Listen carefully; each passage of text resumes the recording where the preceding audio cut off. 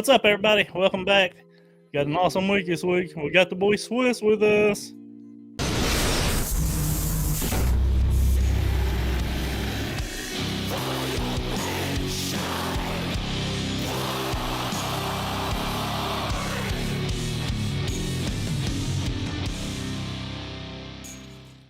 What's up, Swiss? What's good, guys? How we Hey, doing? you excited to be here? I am excited to be here. Hell yeah. I didn't know if I was supposed to interrupt that. I don't know what to do with these We- situations. So We didn't tell you. We didn't know. We Oh. just kind of we're just kind of winging it too. I like your moves. I like your style. It keeps us on our toes. Yeah. Nice. Yeah. Uh, So how you guys been? It's been an interesting winter, no? Oh yeah, Yeah. it's very interesting as far as moves and stuff goes. Yeah, man. Thanks for coming on. You guys staying warm up there? Oh, bro, it is. I think today was like 4 degrees. And, Jesus. So it's like 19 down here. yeah, but we don't have the snow, so it's kind of a win. I'll deal with the cold versus no snow, but it's not like I'm going out and throwing. Disc golf Jesus is still tossing it. Bro, that dude's nuts. Like, Does he that put dude- shoes on when it snows? He does put on shoes, and he does actually go every day, despite me trying to tell him to be like, fake it. Like, I'm just like, bro, just like go out, change an outfit or something, and like, Yeah. you know what I mean? Film like 3 days, and like, no, he's got to go every day, and he's hitting it. He's true to it. Yeah, nah, he's dedicated. He's really- different, obviously. Does he go to different? Is he going to like how many different courses does he visit? How far does he travel to go to these courses? I think he travels like within an hour of Okay. at the crib. So yeah, he's got a little one, so like he can't like go too far. And that's what's funny because everyone's like, "Oh, come over here, come over here." I'm like, "Yeah, he's not going to Idaho, guys." Like, Yeah. It's not happening. so yeah, so I think he hits a bunch. His level of his disc golf is completely different than everybody else's, but you got to appreciate it. Is like he just loves ace run courses, man. Little ace running courses, and that's his style. Oh, So, for sure. I follow him. I enjoy watching his videos. They're way different than what you guys put out. The disc golf world tends to put out, but I like that. It's like a little palate cleanser. nice. That's one way of putting it. There's I a love little it. absurdity. Yes. Oh yeah. Yeah. I like it when it's warmer, when he's wearing the like Simpsons pajama pants and stuff like that. That's my little brother, so it is what it is. I don't think I ever said salutations until I started watching this guy. Jesus. Salutations. Yeah, that's it. Yeah, no, it's always been that way. And when we had funny thing is, like when we first started, we had a podcast that no one watched, and he was on there, and that dude just said some of the wildest, like, where it's like, man, because he's ace run courses and he's not really that into pro, and so like all of a sudden we're talking pro, and he's throwing out like, yeah, Paul's not that good. And you're like, maybe we shouldn't have. Yeah, like so. Yeah, it was kind of interesting, but yeah, he hates pro. He hates pro, and like to him, Right. this is what's funny because we always debate. Like we don't really debate, but we talk about like what's disc golf, and like everyone wants to like kind of like categorize it. And his belief is disc golf is like most disc golfers don't follow pro, don't care about pro. They're just there to disc golf. And my other argument to him was, yeah, but they're not watching YouTube videos. Exactly. That's the only problem. That's the best rebuttal. Although, yeah, I'm with him. There is probably like, do you think most disc golfers don't follow Pro Tour? Most people that play disc golf. Yeah, I do. I'd say that's pretty accurate. Yeah, man, with the numbers game, you kind of have to like make it that way. Like you have to just believe it. But like, and that's I've even had those debate. Like, does disc golf, like, does everybody says grow disc golf, right? And I've always kind of thought like, does the pro game have to be part of that? Because now it's like a whole different approach, right? Like, are we trying to grow the sport through pro or have pro be part of it? Is that going to help it, or is it like the grassroots stuff? And like, I'm a huge fan of the grassroots, but I also think like pro shows the pinnacle, and anytime you can show like the peak of a sport or what can be done is like worth it. And so even if people aren't following it, and yeah, man, the everyday dudes out there that's like capping at 275, he may not know an Eagle McMahon, but if you showed him, he'd blow his mind. Like, you know what I mean? Like, and so that's kind of the reason you kind of have to do it, I feel. And so, yeah, I kind of feel like PDGA shouldn't be responsible with that. Certainly they should be doing grassroots, but yeah, I think the DGBT should be cognizant of like, hey, you want to grow the sport to grow you and have that kind of be intertwined. Yeah, to introduce rather than just focusing on like the professional side. Oh yeah, absolutely. But since we're right here, like Sure. I've heard you multiple times talk about the length of tournaments or the time it takes. Yeah. And Everyone recently you said something about knocking it down to 16 holes. I don't mind the idea. I think like, and I just think we should be open to doing whatever like helps the game. And people didn't like it. I know that. But Open at Austin, we had the final round was that way, right? Due to weather, it had a delay. You had 3 holes. They knocked out the 3 most meaningless holes, right? The ones that everybody's birdieing. And like, so yeah, it brought a pace to it. It made it more like you had less holes to count down, right? So now it's like, all right, can he come back? So it brought an excitement level to that. I'm just saying, like, on the pro side of the game, we should be more willing to do whatever changes we want. I'm not trying to change disc golf and make it 16-hole designs at all. I'm trying to say there's always 2 or 3 holes that just whatevs, you know what I mean? And just kill them. And like just speed up the game, speed it up, get more action, allows for more of it. And that's all I'm trying to say. I just want people to be open to it at the very least. You know what I mean? And just because, man, all these other sports are running into these problems, right? Everybody's trying to figure out, like, how do we keep people's attention span for more than 30 minutes? And so get ahead of it while we can. Instead of, man, like the whole, like, well, it's golf. No, man, like, it's nothing like golf. Yeah, sure, the scoring is, but like, it's a disc, it's a pin, there's no hole, there's no this, like, and I'm just saying, like, be cool about it. So we just stole all the terminology and rules from golf. We can start implementing our own kind of rule. You know what I mean? Like, it's not golf, it's disc golf. Yes, it is and man, like the hippies did it because they didn't really want to go golfing. So if they right, like, why not just change it more? Is all I'm saying. And like, man, because like you guys do MCO, right? I'm trying to think of like what holes. And man, I know there's holes at MCO that you can kill. Sure. Probably, yeah. I like miss like the back third of it because it's not worth walking that far down there. Like, it's a fucking walk. That's yeah, sure. Dude, that one is brutal. But yeah, there's always like a few holes where you're like, yeah, we don't need that one. Yeah, like, one of the holes at MCO was like a sub 300.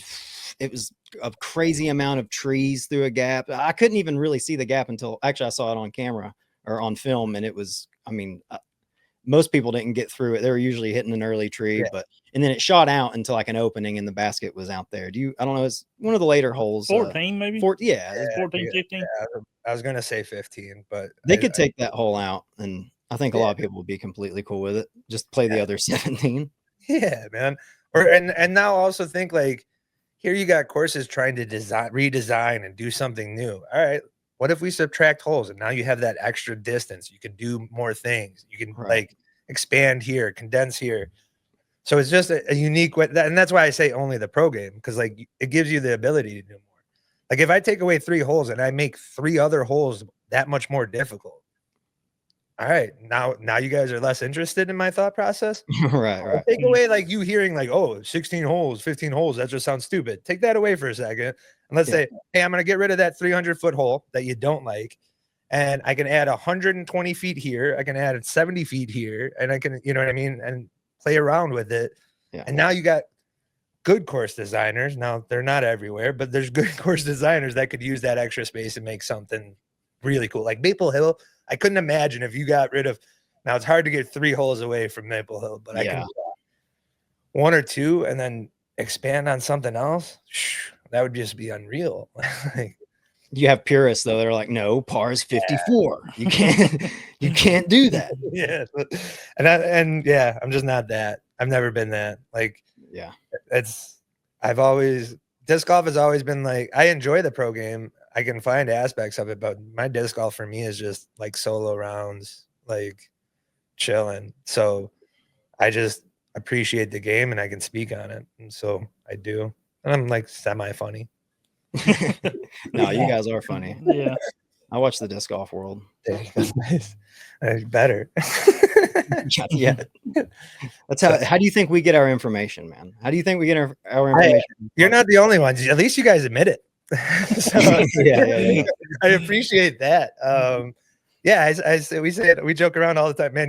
We get comments everywhere, like Brody's watching your videos. He talks about this. Like we get DMs on all sorts of stuff, and That is hilarious to think that there's people in the professional field that are like, "What's Disc Golf World saying about it?" Oh yeah, oh man, Awesome. Yeah, man. The pro. I haven't met a pro that hasn't liked their stuff, or at least nobody's come to our face on it. Yeah. And yeah, everybody's parents absolutely love us. That's for sure. Like that's Really? the funniest parts. Yeah, the parents adore us, and I'll say that till I'm blue in the face, and nobody will still believe it. But for making their babies famous, man, it's a little bit like because they know, man. They knew we were out there grinding with them, so we're part of it. We're surrounded in it, and like we shine a light to more players than what is on coverage, and that's what we pride ourselves on. So like, yeah, we're given an opportunity. We speak on Lada, we speak on Silas Schultz, and you know what I mean. Like, so we give everybody an opportunity to kind of like shine, and like I think they appreciate that. You know what I mean? So the funniest one is at Worlds. I don't think you guys were around at that time. We had a pro players and a mom that came up to us and said like, her son loves you. Teenage kid that's playing Worlds, first Worlds, Dallas, Garber or Gaber. Yeah. Mom comes up to us on the course. We're filming. She's like, he absolutely loves you. We went to Cracker Barrel looking for the van. And I was like, oh my gosh, dude. Like, so it's just funny. Like, yeah, man. And like, so yeah, it's cool to like hear it. And like, we've had like Jake Mon come up to us. And he's like, yeah, my dad thought you guys were talking shit. And he just wanted to know if we were friends. And he's like, oh no, those guys are cool. So yeah, man, we love it. So yeah, the pros, yeah, it's fun. The touring, man, touring's different. It's gonna be weird having a shortened tour this year.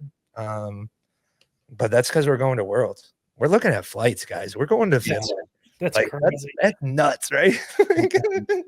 That's so insane. So we've only talked to two people, or well, three people at this point. I guess Chandler Kramer is going, but it's going to Worlds, and we're so jealous. Anthony's going to go from Happy with Par. Yeah. Oh, nice. I didn't know that. Nice. That's sick. Yeah. It's going to be, yeah, we're just looking at flights. The flights weren't that bad. So, yeah, that's what I kept hearing actually on Reddit. People were talking about the flights, how they can get them on a pretty good deal. Yeah, they weren't that bad. And then the only other thing, like, of course, my mom heard, and like, my mom's just, she's old and like has money to travel. So she's like, I'll go to Finland. I was like, all right, hold on. I was like, and I had to sit her down. I was like, hey, we're working the entire time. Like, you guys have seen us at Worlds. Like, it is like, we are nonstop. Like, we're working.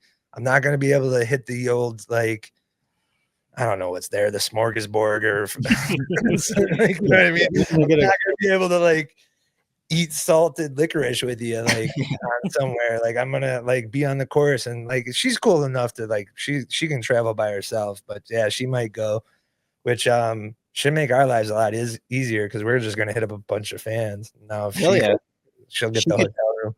She could do a Disc Golf World commentary for you guys. Yeah, hey man, it would be a nice throw in. Yeah, I'll definitely. I'll make sure she gets out there to the course, because man, like, it's funny when you talk to family and you're like, yeah, we're kind of big deals. Like, you know what I mean? Like, and you're like, hey, like, we can't go to a course without somebody saying what's up to us or they love their stuff. And it's like, and of course, like, my mom hears it and it's just like, whatever, you're just doing like a YouTube channel for fun. And like, you know what I mean? That's so it's kind of different. The idea of YouTube famous probably still doesn't make sense to a lot of people.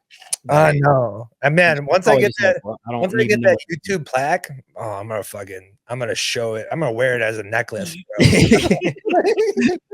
Like, that's one of mine, guys. If she does go, or when y'all are there, you should like try to take her picture with as many pros that would be fun. as you can, and then make a clip of her just with every single pro. Yeah. Man, it was because even like Jefferson, his family, his mom and dad showed up at a tournament, and they showed up at Toboggan. Yeah. So and of course he's my brother, and he calls me up. He's like, man, I knew you guys are big, but I didn't know.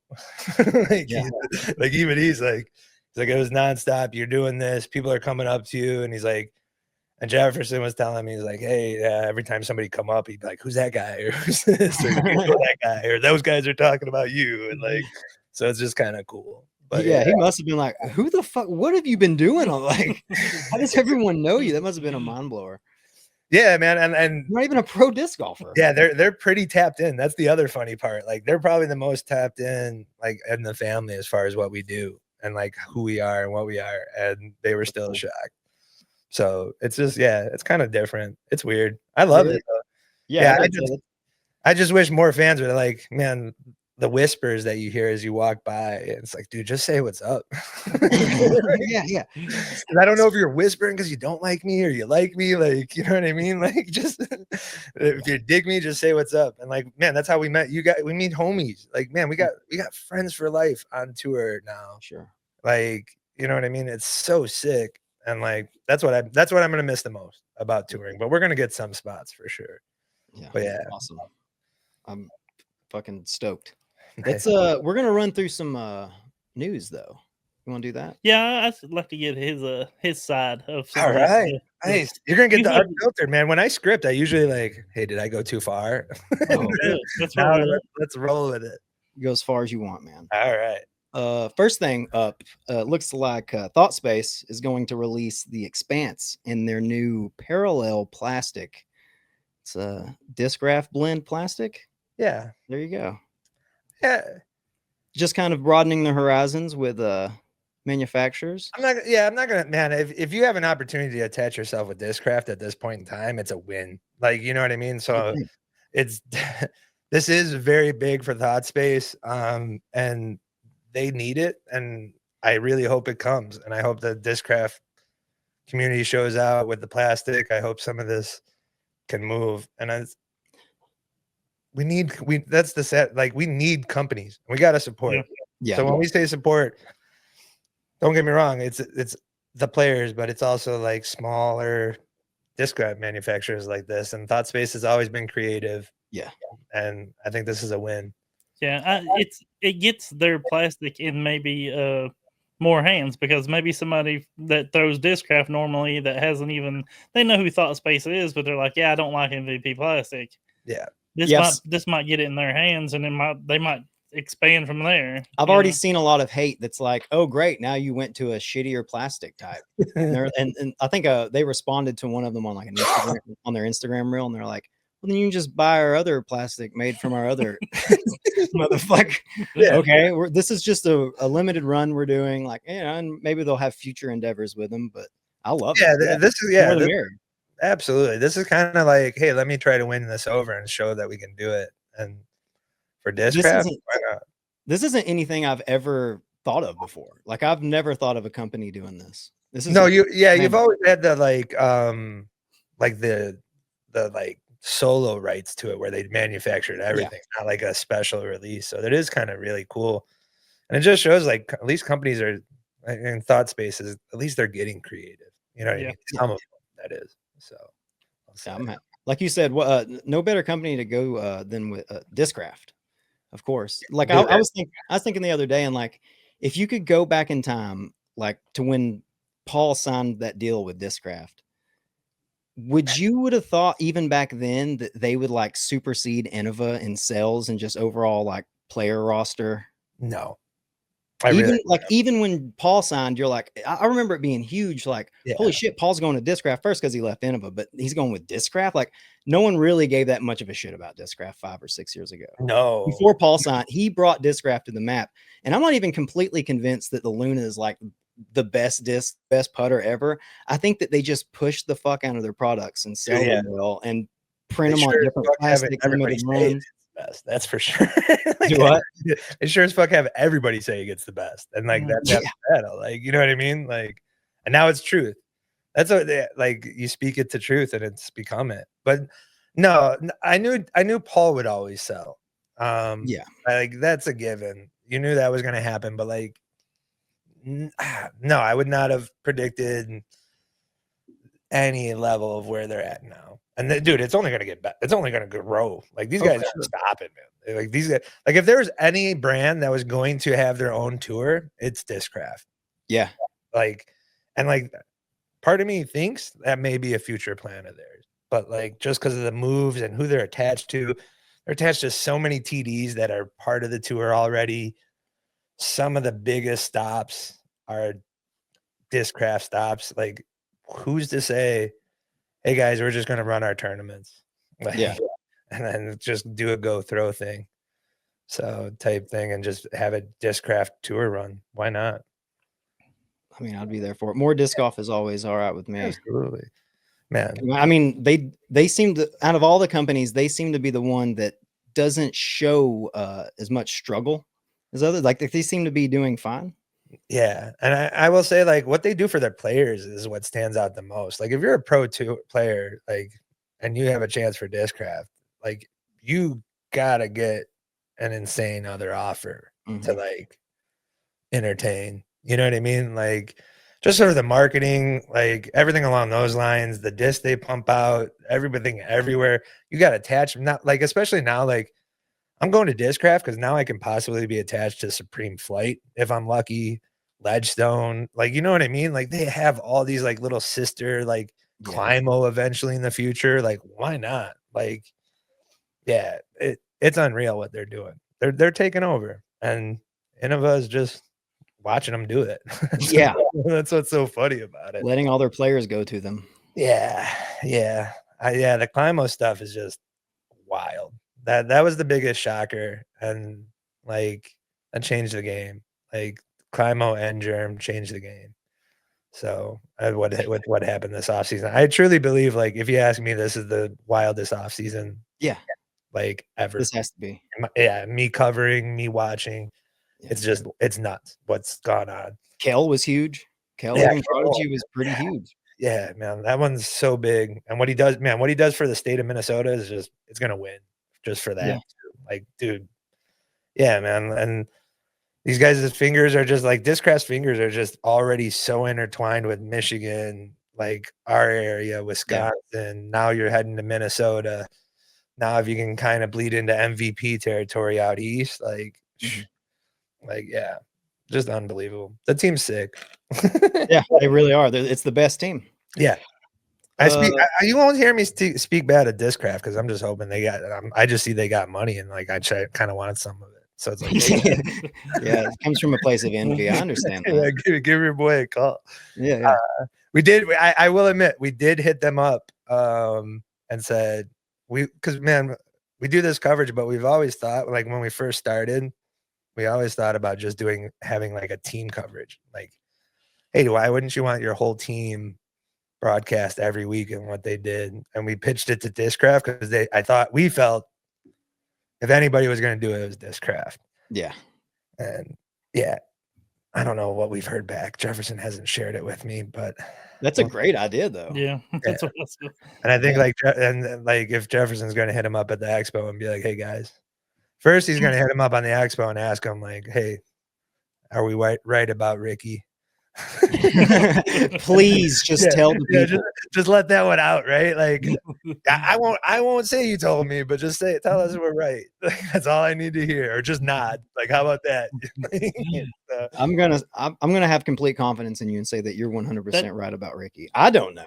That is a great idea though. Just like getting that, and that's the thing. Like with the players, we need to know them. Yeah. They need to be more personal. Yeah. They need to build their brand. There's nothing better than building your brand, being yourself. People if you're yourself, people will attach themselves to you. Absolutely. You know, and that was the thing with like Chandler Kramer that was one of the reasons that we have always wanted him to come on, is because he doesn't seem like he bullshits about anything. Like he just seems like he's himself. Yeah. In any situation I've seen him in, and he did on the pod too. Like he didn't hold back on anything. He didn't watch what he said. I mean, he was just himself, and I think that grows. You know what I mean? I don't know. I might be wrong. You're right, and like, man, that's some of the stuff that we harp on. It's weird because it's like as much on the players as it is on the company, right? Like, what other company pays for a sponsor? Like, all right, Matthew McConaughey, he's fucking everywhere, right? In every commercial. So Lincoln. company's gonna pay Matthew McConaughey. Are they expecting Matthew McConaughey to promote Lincoln? Like, you know what I mean? Like, no, they're gonna do a commercial. They're gonna they're gonna do this and they're gonna do that. And so like to throw out like, hey man, you gotta sell this. Like, if you want to be on tour, you gotta sell and you gotta do this. And for me, it's like absolutely right, but you also got to promote me. You know what I mean? Like Chandler Kramer, this shocker of European Open, not promoted. Then he signs with a new company, not promoted. You know what I mean? Like, it's like, guys, Not represented well. Yeah, you didn't strike when the iron's hot. And like, that's the loss. They put almost all of that on the players, and I think probably expect them to do so because, you know, they need to have a fan base, and having a fan base means you have an online presence. It means you're personable, probably. I always wondered that about Dickerson after his contract's up. I'm like, this motherfucker needs to be making YouTube videos or get on TikTok. Like, he needs to do something because, I mean, I don't know what's his next contract going to look like. Even if he's playing to this caliber, because I mean, this is probably his best season he's had this past season. Man, he had a sneaky good season that people talked about. Top 10 almost every week, every single. Absolutely. I mean, there must have been less than 2 or 3 events where he was. But I'm serious. I mean, he's played well. I think he's got a good standing. I would be shocked if he went anywhere else. But like, yeah, are you gonna sign Dickerson to a 2-year deal in this market? I think so, but like, are you going beyond that? I don't know. Like, especially with the size of their team and their personalities. Like, we always say like, hey, the money's got to run out, and here I'm saying they're about to sign Ricky. Like, you know what I mean? Like, so it's like, it's kind of funny where it's like, man, where's this all going? But I think they can make it happen. And so yeah, I think I'd be shocked if somebody said Dickerson's gone. I'd be shocked. Like, that would be.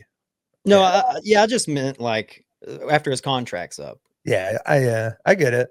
Yeah, but I mean, you mean like gone from Discraft? You'd be shocked to hear that he. That would blow me away. Sure, yeah. With that kind of with those finishes, you would definitely think they would give him something, and for sure. And I think we'll see what it looks like in the next season. You know, what's disc golf? What are contracts going to look like next year? I think his jerseys do well from what I've seen on the course. Like, you see them all the fucking time here. All of them. So like, I see him quite a bit. Like, I think as far as like, obviously AB's number 1, and then like, then like the most recognizable is you see a bunch of Hamises, but that's also could be where I'm from. Like, where that's regional to us. So but like, man, those jerseys are what sell. That's another reason just to sign with Discraft if you're a pro, just for the jerseys. Like, who's changing that game? It's funny you said though, Discraft representing for you guys, Adam Hammis for your region. That's hilarious. Discraft has they probably have a player for about every region. You know, man. Southeast every knockoff like NFL/baseball jersey. That is their play. Good for them, man. I make fun of it. Like, I don't know. I kind of make generally the marketing of all disc golf is kind of like, yeah. I mean, it's just like, it's like, guys, you're doing the same. Like, MVP changed the game. MVPs does great, and like, there's a few others. I think Latitude's Isaac one was good, but yeah, the slow walk of Discraft Warehouse. The dude, what Innova is, the weird stuff that Innova puts out is just wild to me. Where it's like, what is going on here? Like. Or like Dave Dunapace giving you tip videos. Yeah, bro. Like, I was like, dude, just like, man. But it could be worse. It's like we're not having like the 90s style, like fast pace, like stuff either. Like, marketing is just bad in disc golf. I hate it. I can't stand it. Like, like too many times, like me and Jefferson are around. I'm like, how do these guys not know anything? Like, it's like, geez, man, come on, get your stuff together. But you keep trying to help them by offering your services. We try. Yeah, no one's taking us up on it. I get it. We make people nervous, but it's also funny. Like, that's the other part where it's like, you guys don't think if you paid me, like, I couldn't not swear or not write this joke. Like, our stuff is scripted. It's not like we have to like watch our P's and Q's here. Like, I write this down and read it from a computer. Like, what do you? So that's what I always find funny. It's like, all right, whatever. But we're getting there. I'm sorry. You'd do a lot for a little bit of change, wouldn't you? Absolutely, bro. Anything gas is not cheap, and you gotta get to fucking Finland. I'll do a lot for Like, some change. Yeah, that's. Oh, you got that? Well, man, you got it queued up. I'll do a lot for some change. There we go. I love the way you said that too. So yeah, like it's funny. That's what, man. It's we get hit up by companies and we get stuff like that. That's just kind of funny, and it's like it's all like secretive. Like, hey, I'm gonna send you some shoes. Don't talk to me about it. You're like, why are you whispering this? Like, you can tell people. We're not like you're the dirty secret. Yeah, like, hey, we're gonna send you some Climo discs. All right, I have no chance of throwing them, but I'll take them. But yeah, so it's cool. How's everything hush hush? Yeah, I think it's just us. Don't tell anyone because I don't want anyone to think that we're like friends with you or nothing. There you go. Yeah, the guilt by associations. Like you guys got to watch that shit. Yeah. And you get pissed and you're like, dude, DGPT hates you. God damn it, Quit Josh! You fucking son around, of a Josh. bitch. Yeah. You were talking about MVP's marketing a minute ago. That brings us to our next piece of news. Big Jerm gets his first signature series, Particle Glow Proton Tempo. That's an awful mouthful. Oh man, with that like little spotted glow. Yeah. Man, the Dragonfly is a weird play, but I kind of I don't know. That's Okay, a new well, one for me. hang on. Let me tell you this. I was informed by a friend. Dragonfly is one of the most sufficient. Is that the right word? Sufficient? Sure. Killers on the planet, plus 90%. Efficient. There you go. Okay. Killers plus 90%. 4 independent wings, can fly in any direction at any time, can take off in any direction from any time, and a bunch of other shit. Can this disc do that? I said they're still gay. Yeah. But yeah. If you gotta tell me that long of a story of why it went on there, it's like, all right, you fucking missed. I'm sorry. Yeah, no shit. Dude, also, you can do that with anything. It's like, I'm not listening to this. No, but it's a tempo and it's a new plastic, so he's gonna sell a bazillion of them. Yeah. Yeah. He's I mean, yeah, MVP will sell. Every time I hear a fucking MVP release, it's like the wildest, like it just sounds the wildest of like thrown together words. Yeah. Like, photon tempo. Is this from a Chernobyl documentary? Yeah, like this is the most wildest, like then I'm like, all right, what's it do? Like yeah. The color glow, the glow is kind of cool. It's different. Like, yeah. I don't know if it's practical, but it's different. We'll see how. I'm sure it glows bright though. Yeah, MVP's got pretty good. Yeah, glow. they have good glow. The best glow. I mean, their normal Eclipse is the best glow. Gibbs is all antsy. Talking about MVP like this. Dude, this mold too. Don't get me started. I wish there wasn't any MVP news. Yeah. I think I made it clear the last episode how much I like this mold. I'll just shut the fuck up. I love it. I get it. I'm not like a brand purist. Like I'll just like I think I've told you guys, like whatever's given to me, I'll throw it, and like, or I buy used bin. So like that was the cool thing on the road. Just used bins on the road are great because now you're getting some of the stuff from the pros normally thrown in there too. That's why I always kind of have a hard time throwing pro model discs because I'm like, how long are they going to have this run? What if I want this run always? Yeah. And, like I want to keep buying this one disc. What if it changes over to, you know what I mean? Like I don't want it to be different from. And you're not the guy that buys 10, right? You're not the guy I'm gonna buy 10, not knowing if I'm gonna fuck with this disc either. Like I'm not that guy either. But there's people out there that do that. It's wild. What an asshole. Yeah, this guy right over here. He buys them. He's like, maybe I can sell them, and then he ends up sitting on them for like a year. And he's like, what am I gonna do with these 32 envies? I don't know, 32 blank white envies. I'm like, why did you buy those? Because I got them for $10 a piece. Dude, man, most of the guys we meet on tour, you'd be shocked.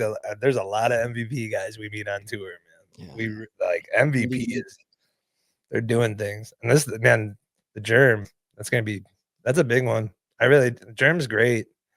Yeah, and like, you got any word on how much he signed? Like how much he's getting? Have you heard? Oh no, but it's got to be good. The one thing that we heard from a very good source, like shocks me on the source sometimes, was that like he really didn't want to go to Innova, or he really didn't want to leave Innova. Like that's what we heard, and he went to Innova and said, "This is what I got," and they didn't match it, and he was pretty upset about them not matching it. Yeah. Like you gotta, man, he's got Nate there. You gotta figure like let's just keep running it. But if you got an offer and he's trying to start a family, that's terrible news. I'm sorry Yeah. Jerm, for that. Yeah, thoughts with you, buddy. Yeah. But like you're trying to start a family, you're trying to do this. You got to, hey, when the iron's hot, you got to get paid. And like the fact that it was as long, the years on that, like that alone, also, like he said, he is truthful. He only signed 2 years contracts for like I think the last 3 to 5 times that it was up. Just because it's kind of shaky, he's kind of had his fillers out there for other things. He didn't want to have too much of a investment. No, yeah. So yeah, man, and like that's the shame with what's Innova's doing. I get it. They everyone says they can sell discs without him, and sure, we'll see. But Well, it just doesn't feel right. It doesn't. It's strange, but he threw a little shade at Innova too with the post about sometimes it's the arrow. Yeah, he's like, man, let me tell you about the MVP mid range lineup and how amazing they are compared to shitty Innova. Right. And you want to. And same thing with Climo also threw a little shade at him too. Yeah, he's like, yeah, they didn't hard. Yeah, he did hard. Yeah, like Climo's pissed. Like I haven't talked to him or anything like that, but there's no way Climo's just not like. And we have heard what he was getting. I won't share it, but okay, yeah, I'd imagine it's a win. It's a big win, like more than double than what he was getting at Innova. Yeah, easy. We've been told. So, and like, yeah, it would be another one of those shocking numbers of like, man, when we get player salaries sent to us, sometimes it's like the most shocking. Like, what? It's just one of those. And like when we heard about Climo, I was like, what? Like that's how much they were paying him. Yeah, and it's well over double that 200. Allegedly, I'll just speak on the 200 because even that's debatable, which is kind of weird. But like 200 would be more than triple from what I've heard. What the fuck, Innova? Yeah. Leading in disc technology. Yeah. Leading and paying their players shitty. Yeah. Now, like, there's also, man, there's so much to that story. Like, we've heard, like, they took care of him on some other stuff in the past. And, like, that was partly he signed the long-term deal that because of that. Okay. But yeah, obviously there's enough tension for there to he's done with it, which is cool. Like, I'd rather have that than, like, oh, yeah, they were great to me. Like, no, man, if you're going to leave after, like, that long, just be like, no, they did me dirty and I made my own. Yeah, also like the honesty too, because you have to imagine most of the time people are, most of the time people are going for the money. Well, 99.99% of the time, it's not because they're loyal to that company. It's because they gave them the bag. And it is funny to be like, just kind of an honest, like, well, they paid me more money, so I went with those guys. Yeah. And man, that's all it is. Every case, whoever has, it's not like, well, they had a conversation with me and I really enjoyed talking to Bob and he's a nice guy. It's like, well, they may be nice and all, but you know, no. And like, you see, man, and now that you've seen it so many, like we brought up Paul, what did Simon do in his first year? Eagle do in his first year. We're expecting Jerm to do the same thing. Like that shift into a new line, at the very least, royalties for that first year, especially when he's starting his own company or like, you know what I mean? Yeah, man, it's worth it. It's so worth it.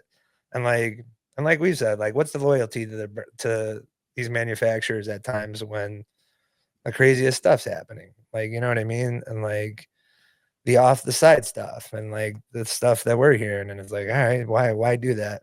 Like, sure, like. I can understand Sexton never leaving, right? Like those Firebirds, just run them, like just print them.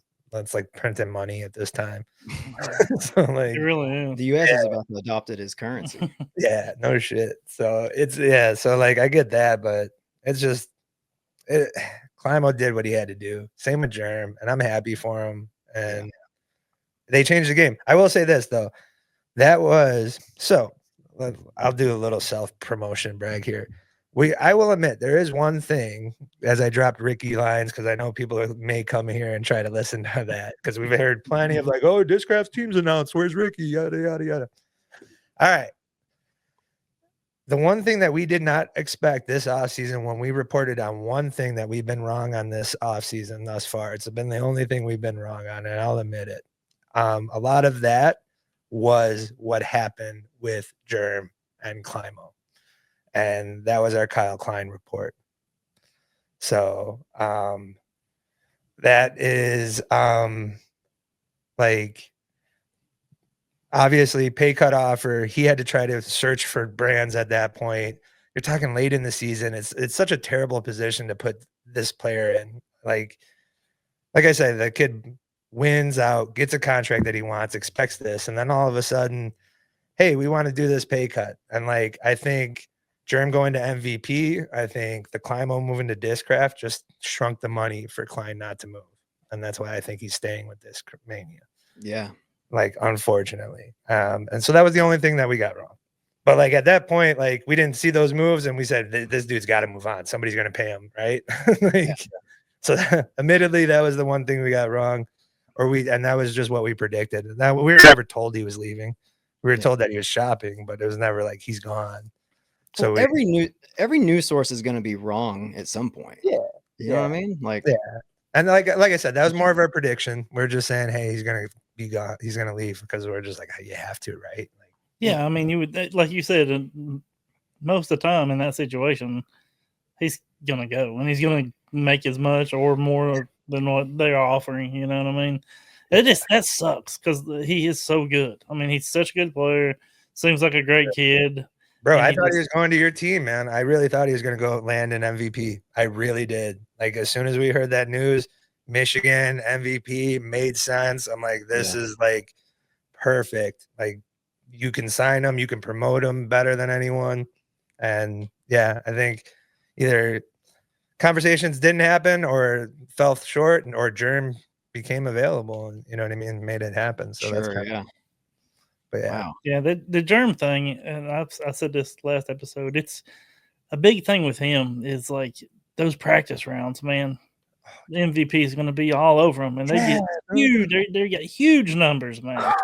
And that's like they don't have to hold back on the disc names during them practice rounds. Oh, I'm going to throw my crave. You know what I mean? It's perfect situation. Perfect. Porn for Gibbs. The Jomez coverage alone. Jerm always has the longest lines. Like every stop we go, it's Jerm and Stokely, two longest lines, period. I believe it. They may not have like their crowds follow them, like, but like at a Fly Mart, those two lines are just out the door. Any stop, any tune, like anywhere, out the door, those two. So like that alone, now Jerm's gonna be chatting everybody up, and the dude can't stop talking. He's gonna be chatting up MVP. So like huge signing. Okay. And like, man, what MVP's doing is sick. I like the concept of having a smaller team and having them for more years. Now you have to be right. Like, that's the problem with it. But like what they just offered Silva, just nuts. Jerm, now you got everybody locked up for 4 years, and Simon beyond. You know what I mean? As far as their major players, which is just unreal. And like that's kind of the neat. You're showing support with the players. You're showing support here. You're showing disc sales. It's gonna, like, pros are gonna take notice of that. Absolutely. Just name your discs better. Yeah. Quit being so geeky. Yeah. I wish, man, one of these days I'm gonna get in. I want to. That's one of like disc golf worlds. Maybe it is when I get into the MVP factory. Like that's gonna be like one of those, like, there's certain pinnacles, and we've hit some, and there's some I can share, and there's some that I can't. But yeah, there's certain steps where it's like, yeah, I did that. Like, how many people they did this? Like, so. Are they the ones that did the golden ticket, or was that? Yeah, they did. Yeah, that would have been sick. But like, yeah, man, I love MVP is another one. Like before Conrad shot, like nobody was throwing MVP. They were the dudes with the chain wallets on the course. Really? Is that? That's what we said for y'all. I always joked around like MVP was like the jeans wife beater chain wallet throwing MVP.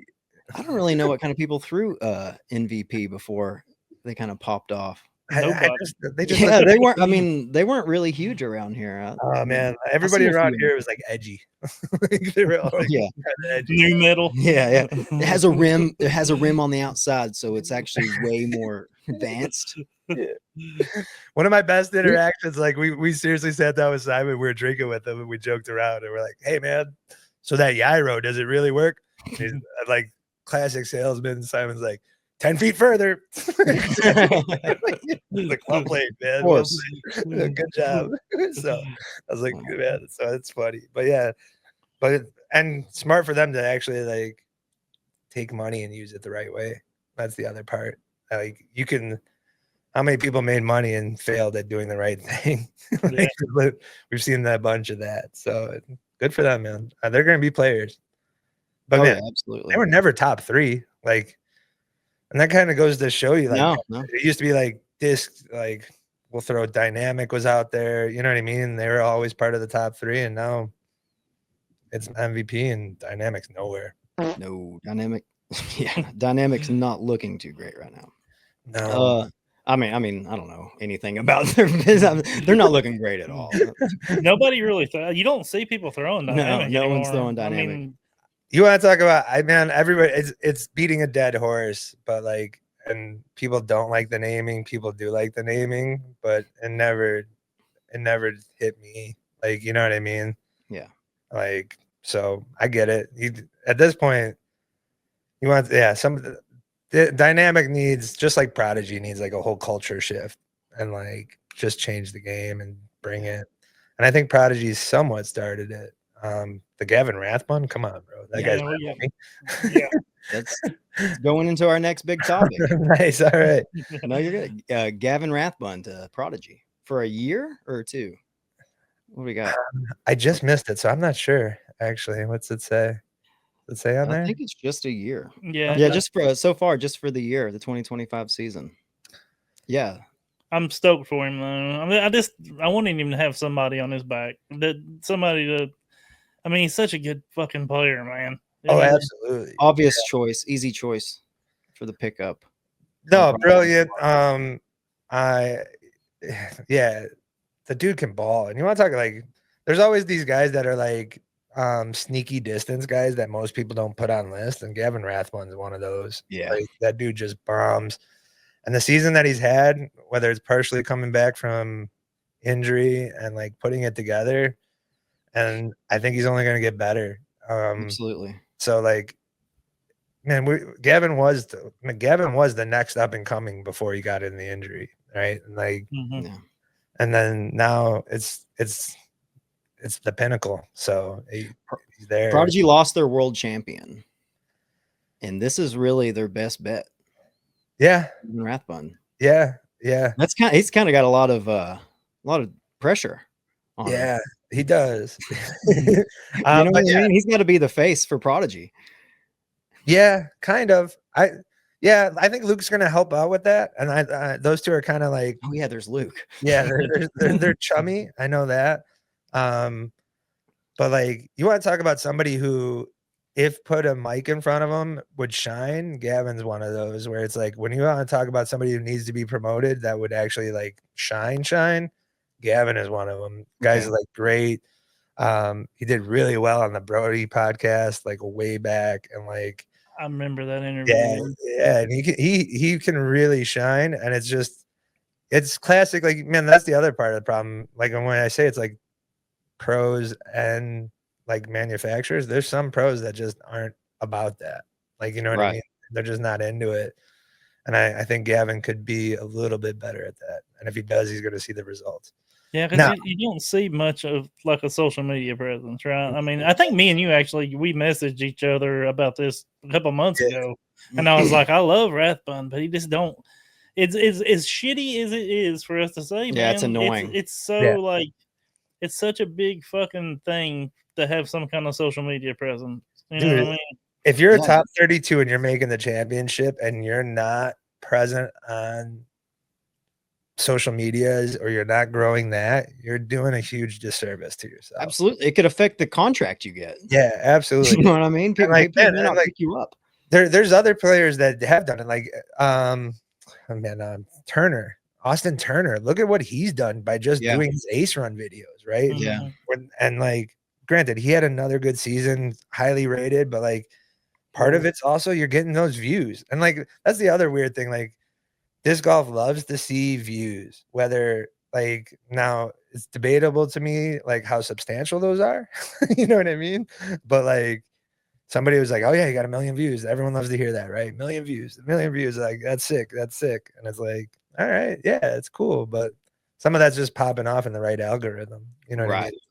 And it's great for the sport, but and like I'm not trying to devalue what Austin's doing at all, but like it's weirdly like it's weird what the mainstream disc golf puts like emphasis on, and like just view count and subscriber count is like their main like that's what they care about. And it's like and that's the battle we've had. It's like, hey guys, we're getting 20K every Friday and Monday, like 15 to 20K, sometimes more. It's like you don't see the value of that, you know, as opposed to this just one pop off. You know what I mean? But like different strokes for different folks. Like that's what's cool about content. You can do whatever you want. There's bear biting disc golf, man. That's sick. For sure, yeah. So, yeah, you cannot disparage our boy Bear Bite over here. Yeah, he fucking messaged me last night. Oh, come on. I said, you can come on. We'll bring you on. Y'all hate me. Y'all hate me. I said, we don't fucking hate you, dude. He's riding my ass. He's sensitive. He's a big old sensitive. There are times when we see Barrett stops where I'm like, hey, Jefferson, you got to take that bullet. I'm going to go. You're the most polite way. Yeah. No, you're going to get stuck. And it's not like I like the dude. It's just I know I'm going to get stuck there. Like, you know what I mean? And it's like, hey, I'm going to dip. You look back and he's got Jefferson pushing, like throwing him up in his arms like a baby. And Jefferson's like, get me out of here. Yeah. I really hope he actually does that. Yeah, that Bert play, that would be sick. I really I'll cover it. Yeah. Where's he going? The Bert what? When if he ever works out where he gets to play against Bert. Yeah, that would be great for you guys to cover. Yeah. In other news, sure. Allie Smith continues her partnership with Thought Space. I'm gonna say this one more time.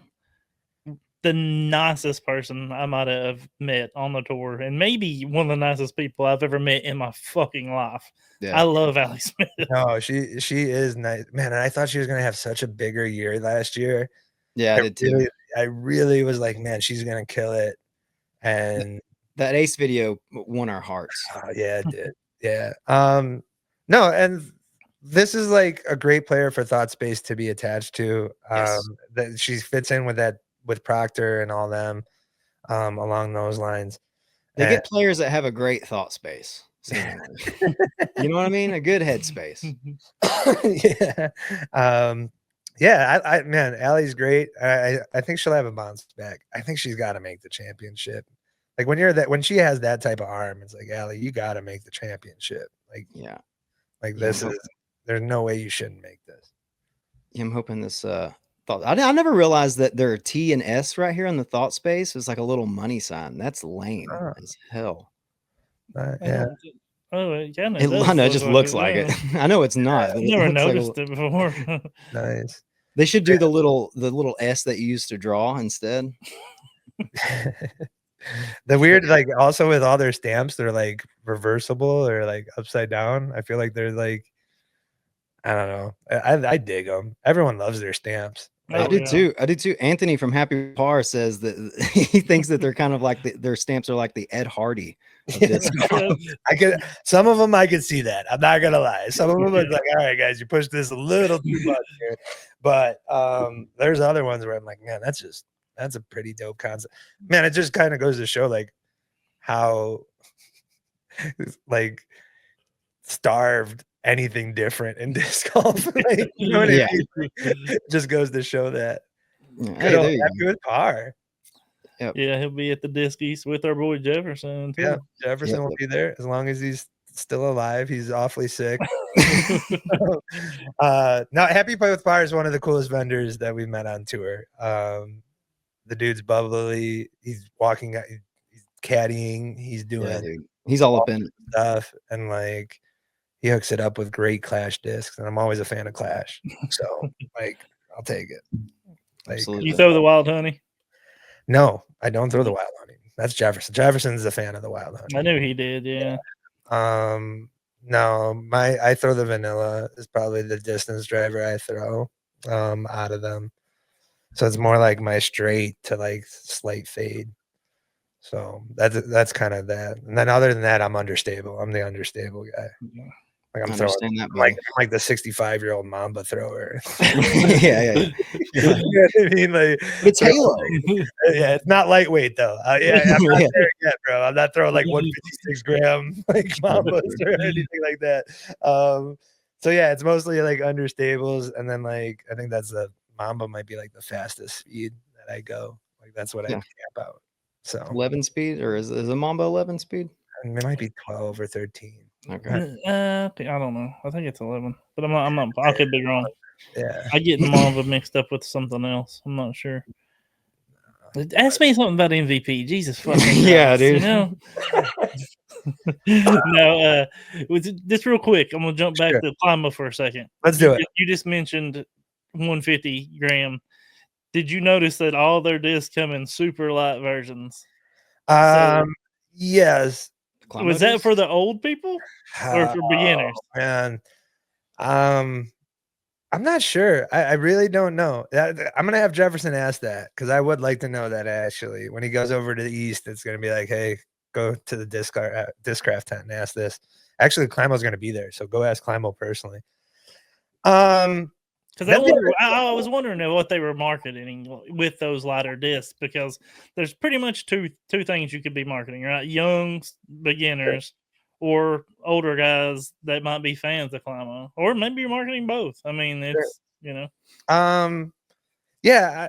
Everyone, this does seem to be like the weird talking point with like this Climo line of like, are they trying to attract everybody who plays Innova? Are you going to be able to do that? Dude, everybody buys everything. Let's be real.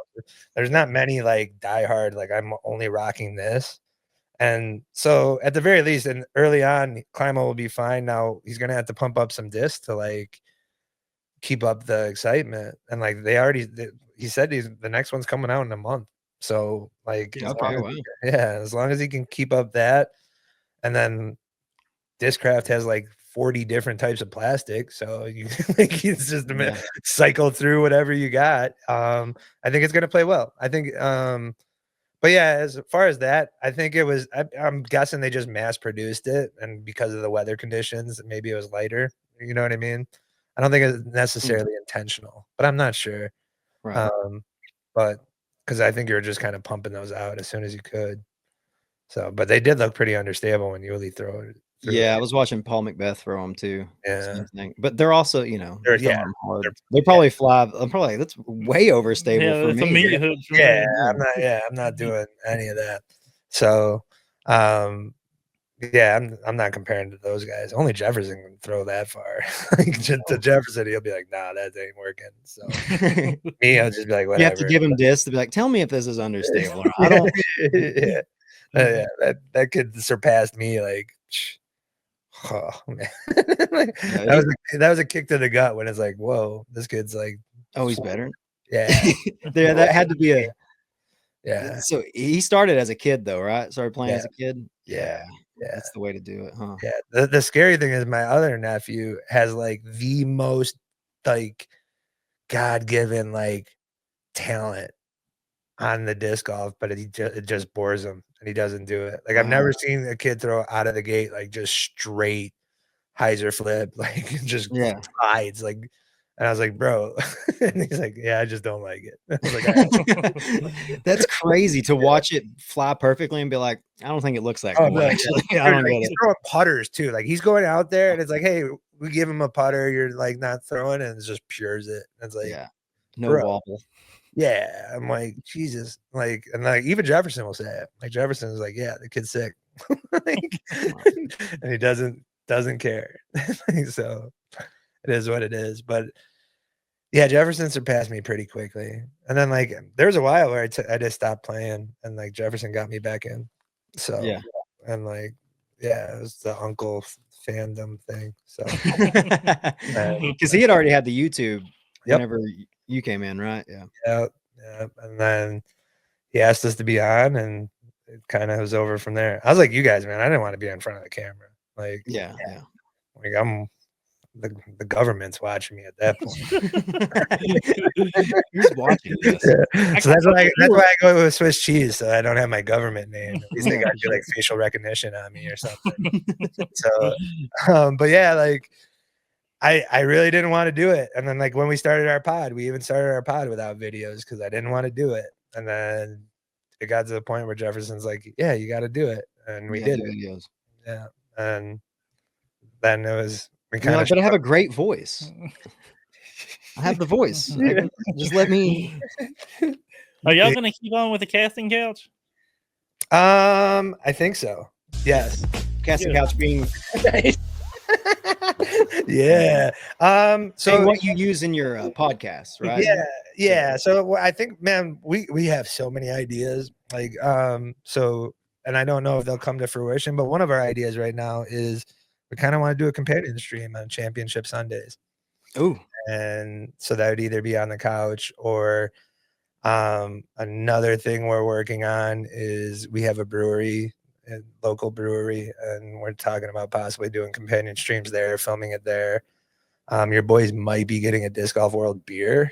That might be somewhat in the yeah. God damn, I want to bring my sobriety. Yeah, I apologize. This is going to be a big deal, but I've got to support my friends. Yeah, we went back. Sponsor. I went into the brewery, and it's like it just made sense. It's local, and my brother's huge beer guy, like super craft beer guy, and like he's always said that he went into the brewery, and he's like, yeah, they're playing disc golf. And I said, like, do you know Disc Golf World? And the guy like flipped out, was a big fan. And he's like kind of their brewer. And so like we always said, let's we kind of have we're working on some things of possibly throwing a tournament, a Disc Golf World tournament locally. Awesome. And so we're in the very beginning stages. And the first thing before we start locking that in is we went cold right into the brewery. Luckily the bartender that my brother said was a fan was there, and the owner was magically there at the same time. Like here, like I nerdedly printed out, like, here's our pitch. Like, you know what I mean? Like, here you go. And then the owner came over and he kind of gave us like a very like, yeah, let's go. And I was like, all right, we'll start working. So we're working on that, and we're possibly going to be having a tournament, and we're going to do a doubles 1-day tournament. And then the plan is trophy and party is going to be at the brewery that's like 15 minutes away from our course, and we're trying to try to throw like a little Disc Golf World party. Hell yes, dude. They're going to let us brew everything. They're like, wow, whatever flavors you want. I'm like, bro, what do you like? You get to make the beer. Yeah, I'm gonna be weird and like do Sour Patch Kids and buckets or some shit. Different types of other beer all in one thing. I know the brewer is all psyched because he's like, man, I've been pitching him a disc golf beer. I've been pitching this for so long, and he's always like, give me an idea. And he's like, you guys come in and like, I was like, cool. It's generate IPA, no? Yeah. So the brewer's plan, and I kind of dig it actually. He always wanted to make a first available, so it's called First Available, and he's going to put pine in it, so it'd be like a pine tree. Pine IPA is kind of what he loosely pitched. I like it. Yeah. If you're going to put pine in anything, it should be a fucking IPA. I'll tell you that. Yeah, it makes sense in an IPA. Yeah, and they're going to let us brew it, and so it's going to be a video. It's going to be wild as long as we get off our ass and actually do this tournament. So yeah. That's half the battle. But our next call is we're going to hit up Ink Me and be like, hey man, why don't you bring the shop over here? Like, Ink Me? I'll do it. He dies. Yeah. I'm the more the welcome, man. No, I thought you were talking about a tattoo. Yeah. I was gonna say I'll get Disc Golf World tattoo. I'll probably hit you up because man, we're going like the one thing that we said is like, I want the highest cash for our local tournament. So it's not about making money. I'm not gonna send somebody to a shop. It's not PDGA sanctioned. Like we're not doing any of that. It's a 1-day tournament. Bring your own doubles. Let's just blitz it. Hell yeah. Let's go party. So we're trying to get like the highest payout. We're going to try the highest payout locally. The brewery is going to have a band award show and like loosely talking that. And like, I'm going to try to get CTPs, sponsored holes. Like we're really getting the ball rolling now that we got that loose approval. It's going to block off the dates, and then I'm hitting every local company. I'm going to hit up your die, and you're going to die a hole for a CTP, sir Gibbs. Yes, I just assumed you were going to do that. I'm not even asking you. No, I will. No. I will. We might sponsor a hole too. There you go. Yeah, man. Why not, bro? We'll give you the nice little. We may give you one too. We're friends. Don't worry about it. We'll print something out for you. But yeah, man, like I'm excited for it. So that's one thing that we're working on. And then the plan is like, hey, if this works, then like, why can't we just go any brewery and throw a one-day tournament? I thought you were going to say, why don't we create our own tour? This disc golf world tour. Oh, man, I would love to.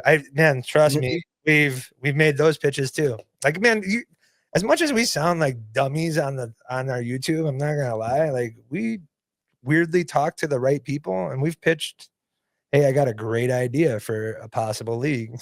Like I got this, and I just need 40 grand. That's why I'm talking to you, sir. Dylan Cease.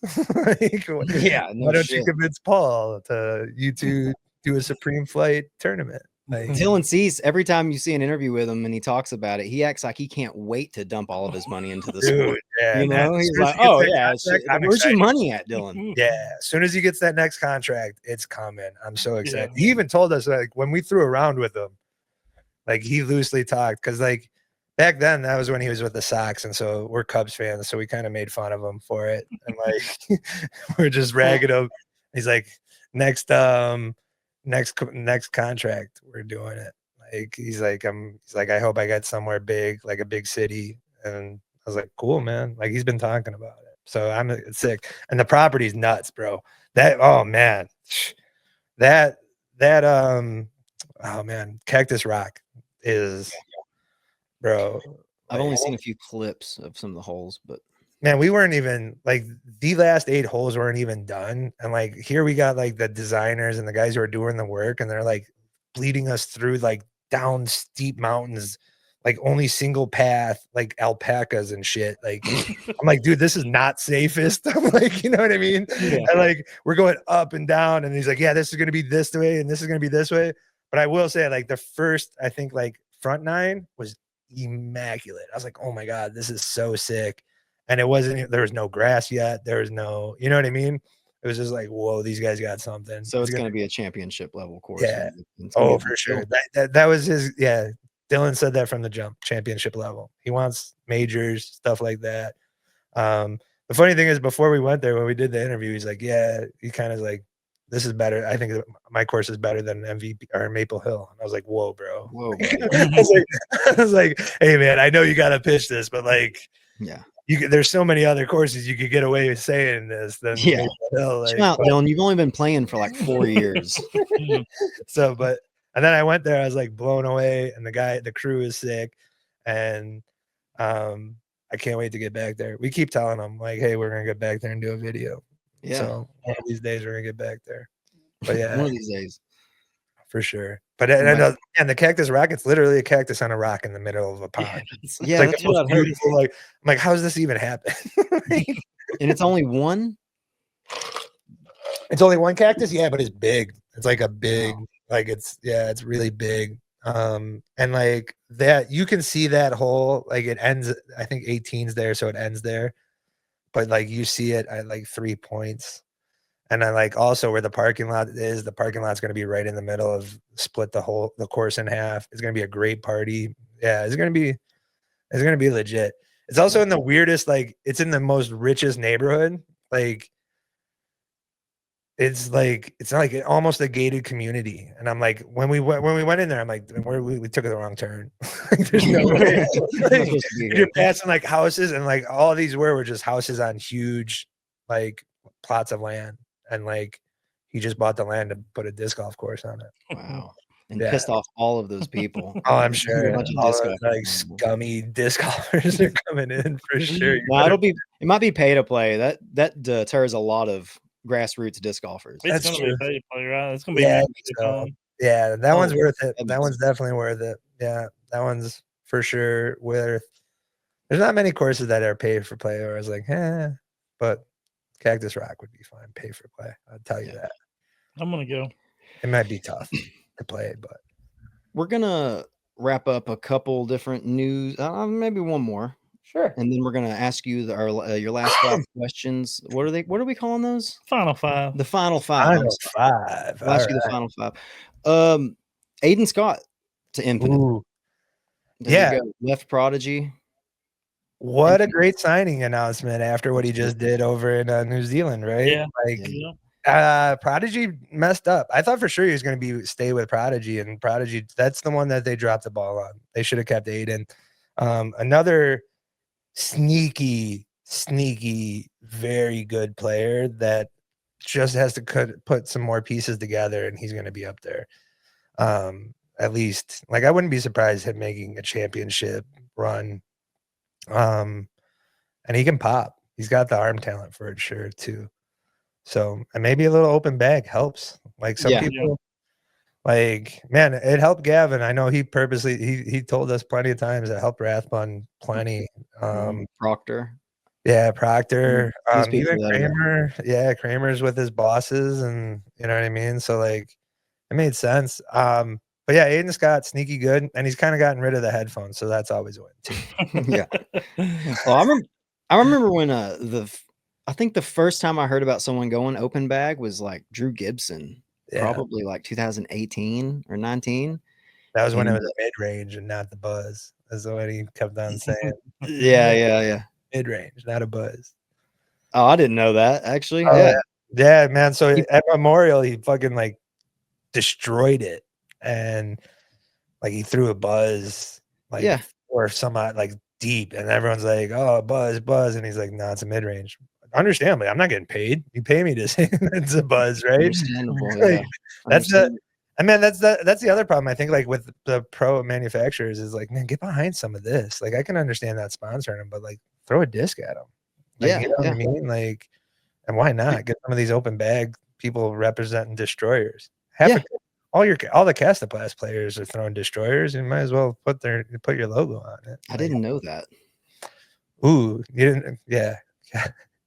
They don't have a destroyer slot, so they throw destroyers. So Castaplast has a allotment to let you throw your own bag, but they don't advertise it well. Yeah, I wouldn't have thought that. Yeah. So Castaplast, so yeah, like if you look at some of those Proers bags, they're going to be a lot of like destroyers, and like you can only have, I think, 3 molds that aren't Casta. That's what I heard. I heard three molds. Yeah. So like every one of them has a destroyer. Like I know Buckets throws a destroyer. I know Braden Sides throws destroyers. Wow. Yeah, and like I know that. Yeah, but that is what Castaplast lacks, is a pro destroyer or a pro pro right, like driver. The distance driver. So, and it's always funny. Like one of my funniest conversations was with Yessi Neiman, and Yessi's kind of got some of the thicker accent out of the European guys. And we're drinking and we're having a beer after a round at an A tier. And Yessi Neiman's like, I asked for this. Castaplast says, we'll see. And I don't see anything. It's just like, he just kept that complaining. I was like, oh man, that's awesome. But yeah, Castaplast is weird. It's also kind of like weird that like House of Discs lineups have not been like really announced. You know what I mean? Like you got a lot of it is weird. And they're like all semi-attached to House of Discs. I know they announced Casey, but Ella still hasn't announced, I don't believe, unless I missed it. I haven't heard it. And I think she's a big one too. So where's Haley King going? Oh, I kind of felt Prodigy when it but I don't know anymore. But I kind of feel Prodigy. It wouldn't surprise me. Yeah, that would have to feel like a step backwards going from Innova to Prodigy. Yeah, man. Another part of me is like, I don't know. I don't know. She ruffled some feathers. I know that. Like last year, and great player. She thought Worlds was racist. Yeah, she did. Isn't that what it was? Yeah, she did. The log cabin was slave quarters, or implied it. Yeah, and like she does, and she's also like, she has like, I know she has like a routine that she sticks to, and so like she limits her tour, and sometimes say maybe some manufacturers aren't about that. Sure. But yeah, I hope she lands. She's great. She's she's always been one of my favorites. Well, Like, she's my favorite to watch throw the disc. yeah, She has my favorite form, like for real. Like Yeah. I think she has the cleanest form in FBO. Absolutely. No, yeah, you're right on that respect. And like, Maybe it's because I feel like I don't know. I hope I'm not misspeaking, but like it looks like a dude's form. Like Kind it of. really like it looks Yeah. the You're right. closest to like a. yeah, I think you're. I mean, I'd say that. Yeah, She throws like a man. Yeah. I think it's because she's long. Like, yeah, you know what I mean? Her arms are super long, and she is one of the. Haley I Long. thought she is great with like the kids. Like she spends time with any kid that's out there. So like I've seen her do some That's like great. fan engagement stuff where she's really good. Now I think she's a youngster, and youngsters are gonna say some things, and Sure. especially on social media, and it's not the brightest idea at times. Yeah. Then I got a report on it. So. Dude, you have to say some pretty no shit. You have to say some pretty repulsive stuff for me to actually judge your character. Yeah, I mean, like it has to be like outwardly awful things. I Like agree. if you just have like if you just kind of have feelings about a thing and you state like how you feel about it and you're not being a super like I don't care. Like I might judge what you say and be like, well, that was ridiculous or that's silly, but like I don't have anything against like I can't think of any of this. We champion Nico on this show. Like ever since we started this podcast, we've always been pro Nico and like I don't know. I kind of like Nico. I like what he does for the sport and it's entertaining. His new videos were great, man. I hope he keeps on putting them out. Oh, I do too. Nico's an interesting cat. He could do, yeah, he's an interesting cat. Yeah, I've had some like, just like, I do remember him being at like one stop and like, oh man, we'll let it out. It's fun. This is a good one. So we're at Waco. And so early tournament of the season. This is like pre Nico and Kat getting back together. And Nico shows up to the final party night. And like every Sunday night is usually a party, especially if everybody can stay there. And there's like 30 plus pros there. And then others came and KJ's doing a rave. He's DJing. It's wild. And Nico shows up and it was kind of like, oh man, what's gonna happen? You know what I mean? What's gonna happen? Like, and the weirdest interaction is like Nico was like peruse the property to make like a crown for the owner. So like, here's my gift of a crown for you to wear. And I was like, Nico, man, I love it. Yeah. That's what he wanted to walk around and look for a crown. Yeah, no, he built one. Like he handmade it out of like thistle and fucking like wild flowers and stuff, and like he purposely made a crown. And I'm just sitting there like processing this whole thing of like Nico is foraging for a crown to give to the owner right now. He's not the newborn king, dude. Yeah, it's so wild. And then the other funny trip was down there. Oh man, we'll let this one out too. So Luke Humphreys, that was the tournament that he lost, right? And this was like, yeah. So, and Luke Humphreys was there, but like, we're in the middle of a field. We're not in a series. Like, this is huge farmland. It's dark. And Humphreys comes and talks to us about doing a pod. And I don't even recognize it's Humphreys. Like, at this time, I've been drinking. I don't know it's Humphreys. And I just thought it was some dude talking, right? And, he starts talking about a podcast with Paige.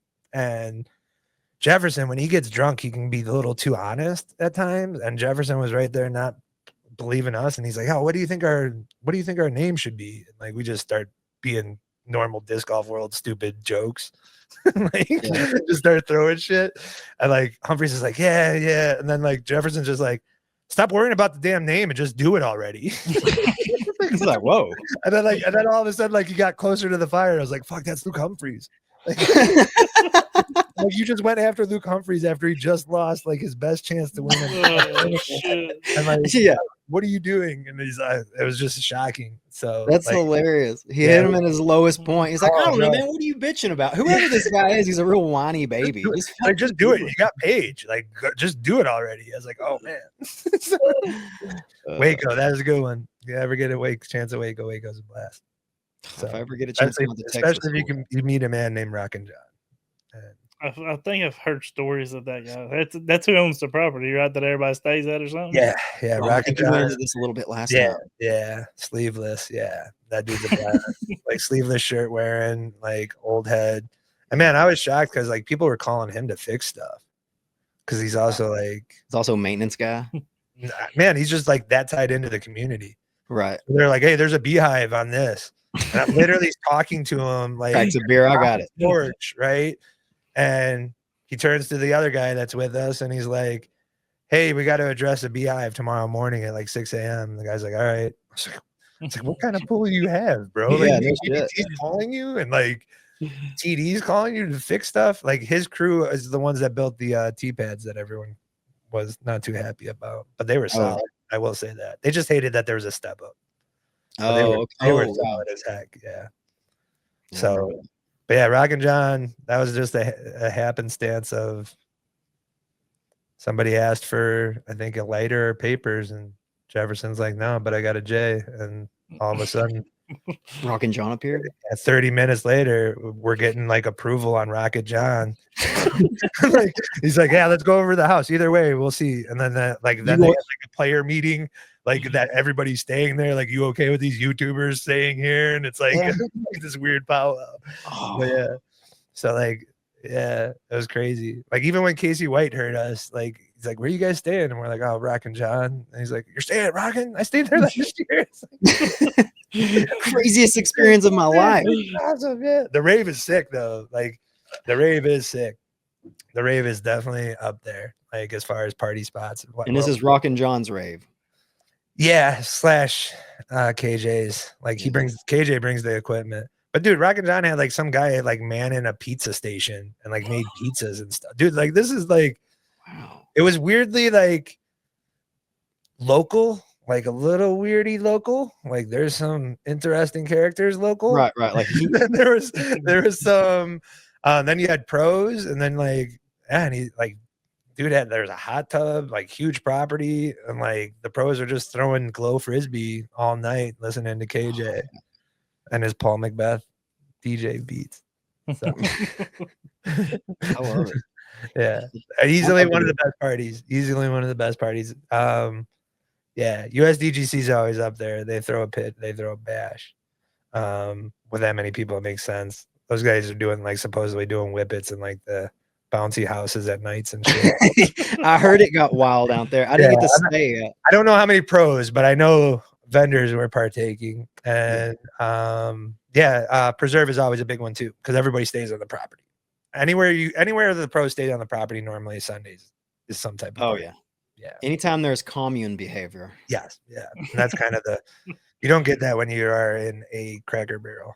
So no, you absolutely don't. That's what I want to experience, something like that this year at a Pro Tour stop. I want to stay overnight, see where all the festivities are happening. Yeah, man. It's my way in there and I'll report. Yeah, it's weird. It is funny, like watching people, like, because you'll have volunteers and like you could tell they don't know how to behave. Like, you know what I mean? And like, and so they just usually just get quiet, or everyone's like, oh my gosh, it's this person and it's this person, and it's like, man, just go say hello. Everyone's cool. Like anybody who's living on a property at a tournament is going to be chill enough with you saying what's up for the most part. And the ones that you can almost bank on that. Yeah, and the ones that don't are usually like they isolate. Like Jerm's, I'm not saying Jerm isolates, but he always picks like the most scenic spot. And it's usually like kind of away. But usually everybody else is kind of together. So it's kind of neat. I love it. And like, those dudes are just goofy. All right. Is that it for news? You want to go run him through his... Yeah, let's mention Zach Melton re-signed. Okay. Oh, did he? Oh, that's great news. With Dynamic? I did not know that. That's sick. There was some worry about that from what we heard. There was some, but I always kind of thought they did. You want to talk about somebody who sneakily sells discs? This man right here. Yeah. I've been told. Yeah.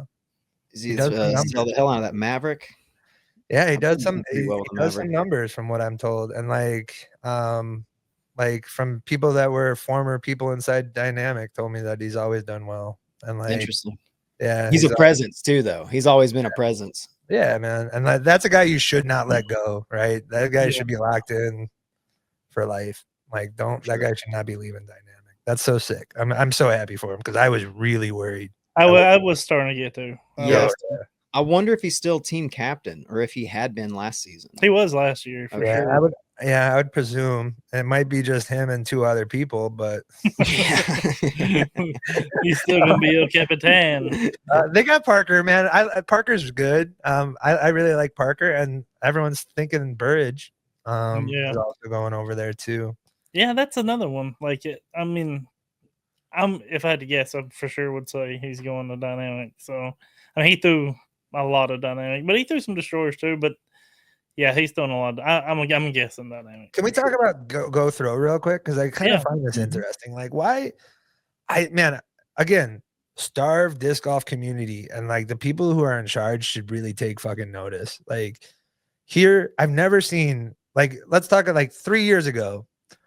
Would we be welcome to a possible new tour, no matter how big or small that go throw is doing, right? That would seem kind of absurd. Now they're doing it, and everybody is like trying to blow this up into being like an actual competitor. And they're not going to be for at least a year, but everyone's like, oh yeah, they're going to be this. They're going to be Right. Yeah. And like disc golf fans are sometimes like, they're just so desperate for it and starved for it. And they want something new and they want something better and they want change. And something like this, where it's like, it's not even close to what they believe it's going to be. And they're running with it. Like, yeah, it's going to be this tour. It's going to be this. Yeah. Like, it's 8 tiers for the first year. I don't think they are ever planning on like competing directly with DGBT. All those guys are camera guys for DGBT. Yeah. So like, you know what I mean? So it's like, but I appreciate it. But like what they're doing, they're sick. Yeah, I'm definitely all for it. I'm in the camp of like, we'll see how well it goes this year. I hope it goes well, you know. Yeah, man. For it to pick up steam. And the New Zealand, the tour down under that's another like achievement checklist. Just getting convince those guys to send us out there. Hell yes. They have been sending they send us all the stuff too. They're like, we've been in contact with them and they send us some like B-roll stuff so we can promote it better. So that's all ours. Nice. But we're gonna try to convince them next year and be like, bro, I've liked the coverage. Disc Golf World boys down there. Yeah. I've liked the coverage so far. Like it's good. Yeah. On the announcer, I'm not trying to dog anything what it is. I'm just like saying the community just is like way over top on that. Oh yeah. I mean, like that's all. And like it could be something. I love the move. I know this has been talked about. Everybody talks about it on tour, right? Like all the pros talk about, hey, we can just do this. And I know some of the stuff that transpired with in and around World, they had huge successful stops. Those guys always invited us to like their skins. So like sometimes we'd go, other times we'd go to get the VIP and throw the course before their skins match and then leave. And like, so, but like we did, but like those guys are cool. They're homies. Luke's a homie. Like all of them. I'm happy what they're doing, and I hope it grows. And I hope like it'll help get sponsors and like stuff like that. And this New Zealand stop definitely helps it. Like what better scenic shots do you need to like be like, hey, check this out. Here's a volcano in the background. Yeah. The fucking Shire is right down the road. Exactly. You know what I mean? Like, it's like, so yeah, like it's kind of neat. But yeah, that's our next goal. But yeah, I appreciate it. I like what they're doing. And I know they're going to, Persimmon Ridge is a great stop. I know they do the Majestic. Is it the Yeah, it's Majestic. Yeah, up in Minnesota. So they like, yeah, they do some great stuff. But like, the community needs to like bring it back a little bit. Yeah. Like my concern, and I mentioned it to Kramer, like the pros were already kind of complaining about the season being too long and too many stops and stuff. And they scheduled these during their off weeks, which I know most of them will be traveling, but like I see a lot of people giving their body a break, and I hope they don't. But dude, there's always somebody. Trust me.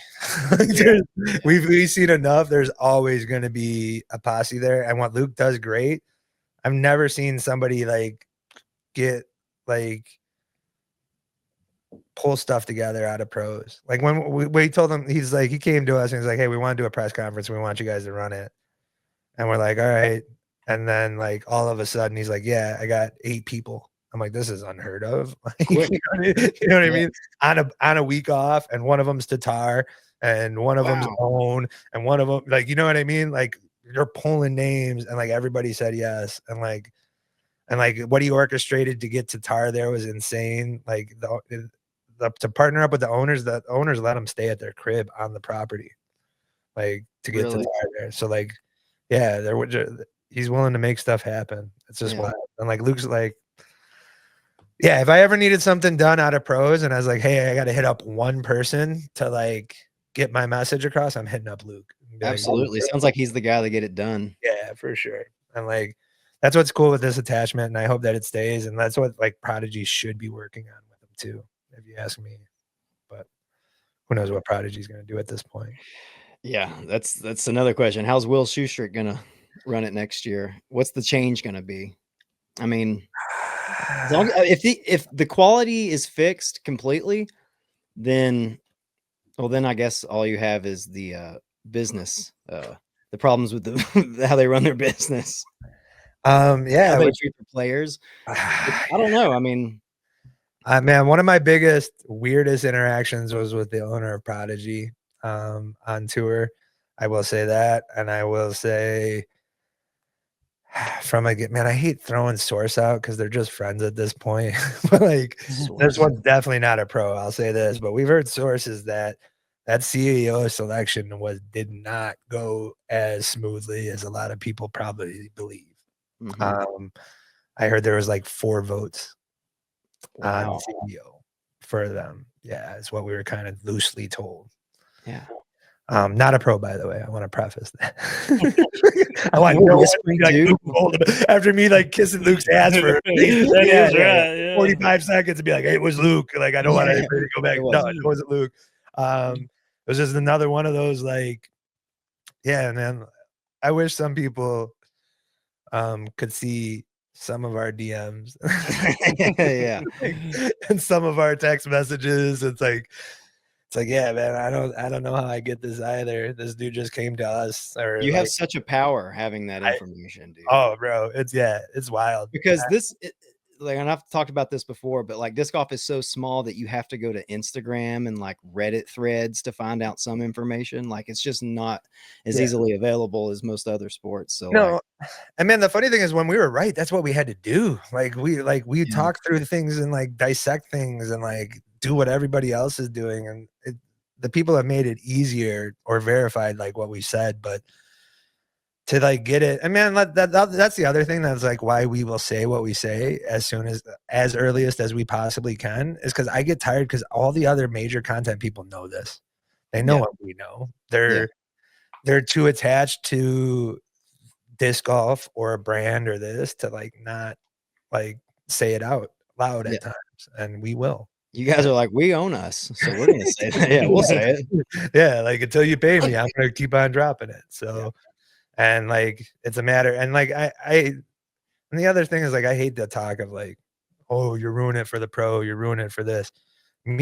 Us saying Ezra Robinson is gonna sign a 2-year deal with Discraft and it happening a month later did not prevent him from selling out his first run. No.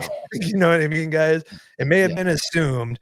And no matter what, if it wasn't us, it was going to be others. It was going to be others closer to it. We just did it early, and that's it. Like, so yeah, everybody.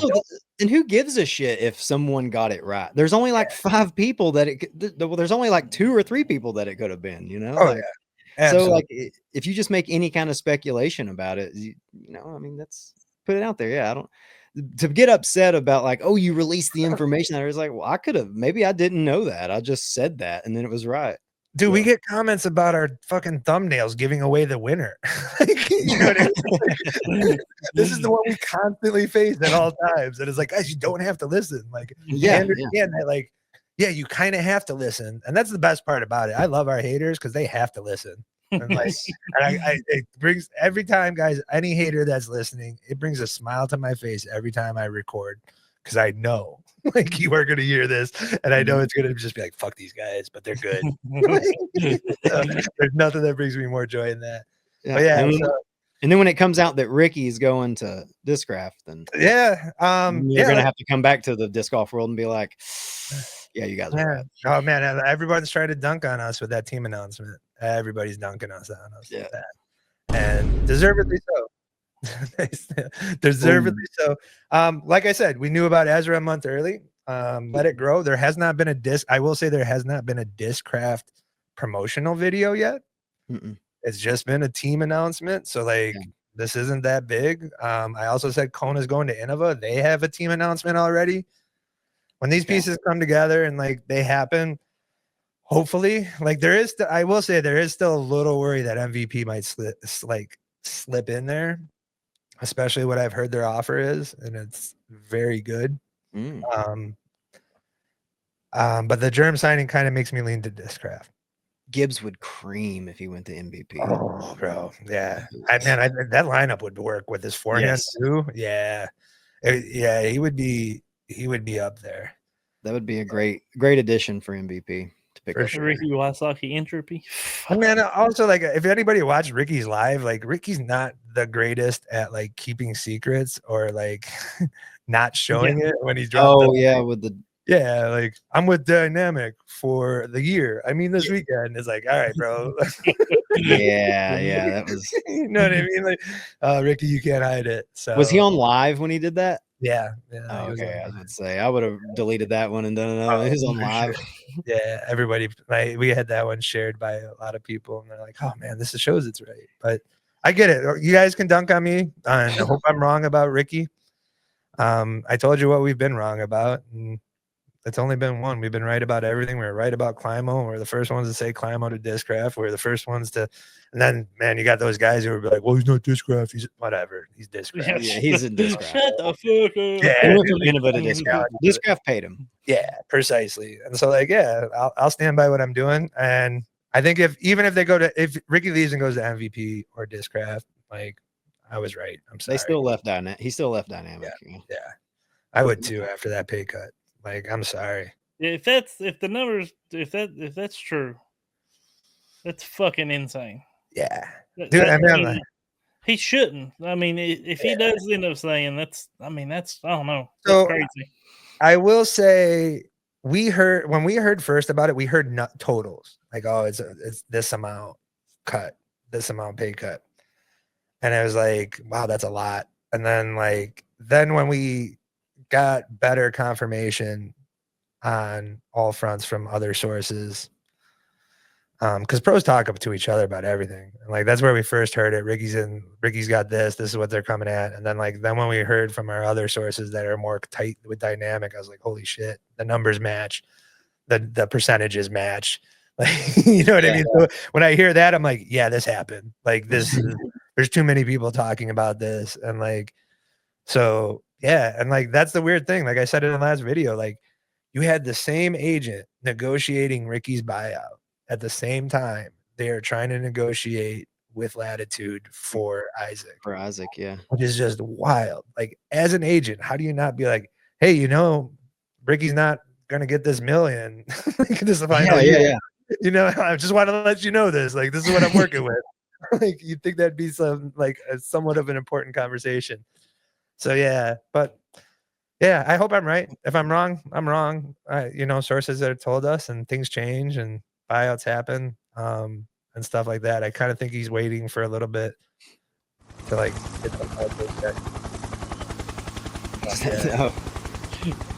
after the chopper. That's $8,000 for that, man. $8,000 for that. That's awesome. Yeah, that's crazy.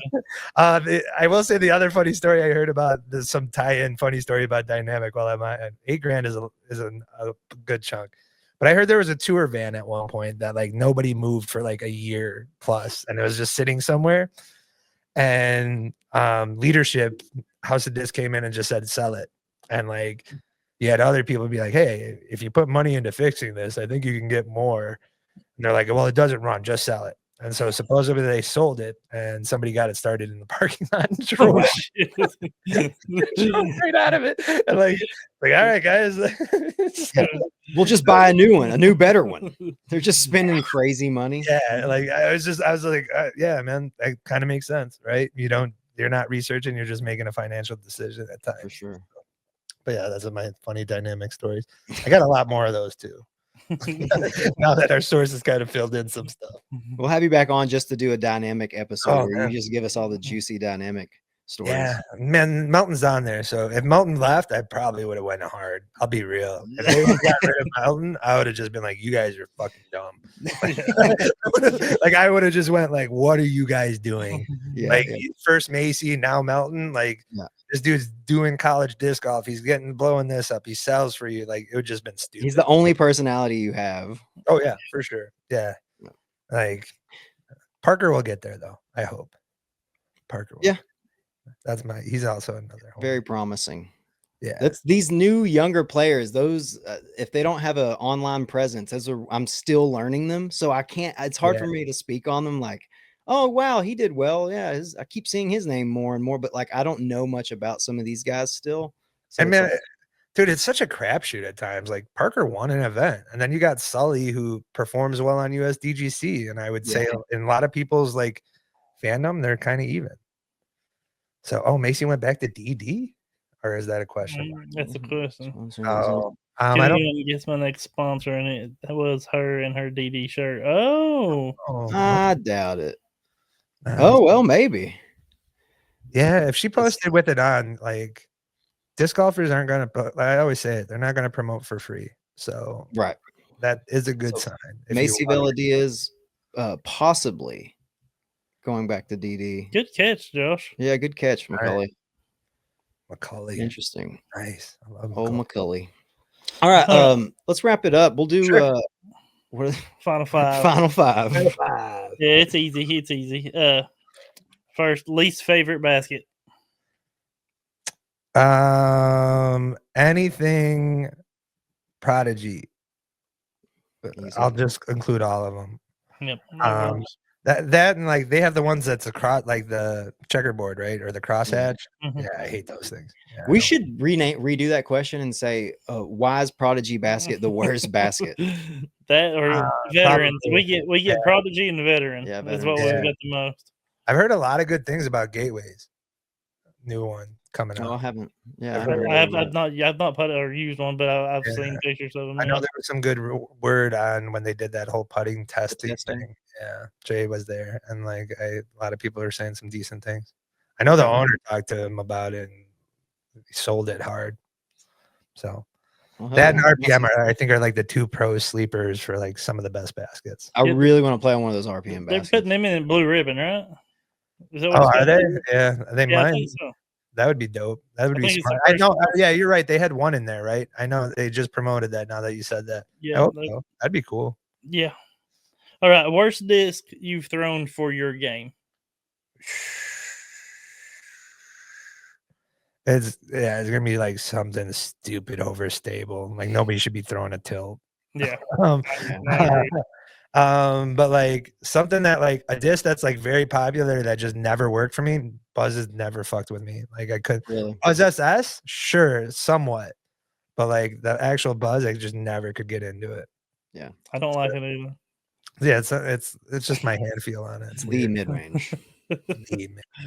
True. It's my mid. I like a Buzz. Favorite course. You can throw. I mean, you can throw something on tour or whatever. There's so many, man. Like, oh man. Probably favorite course to play.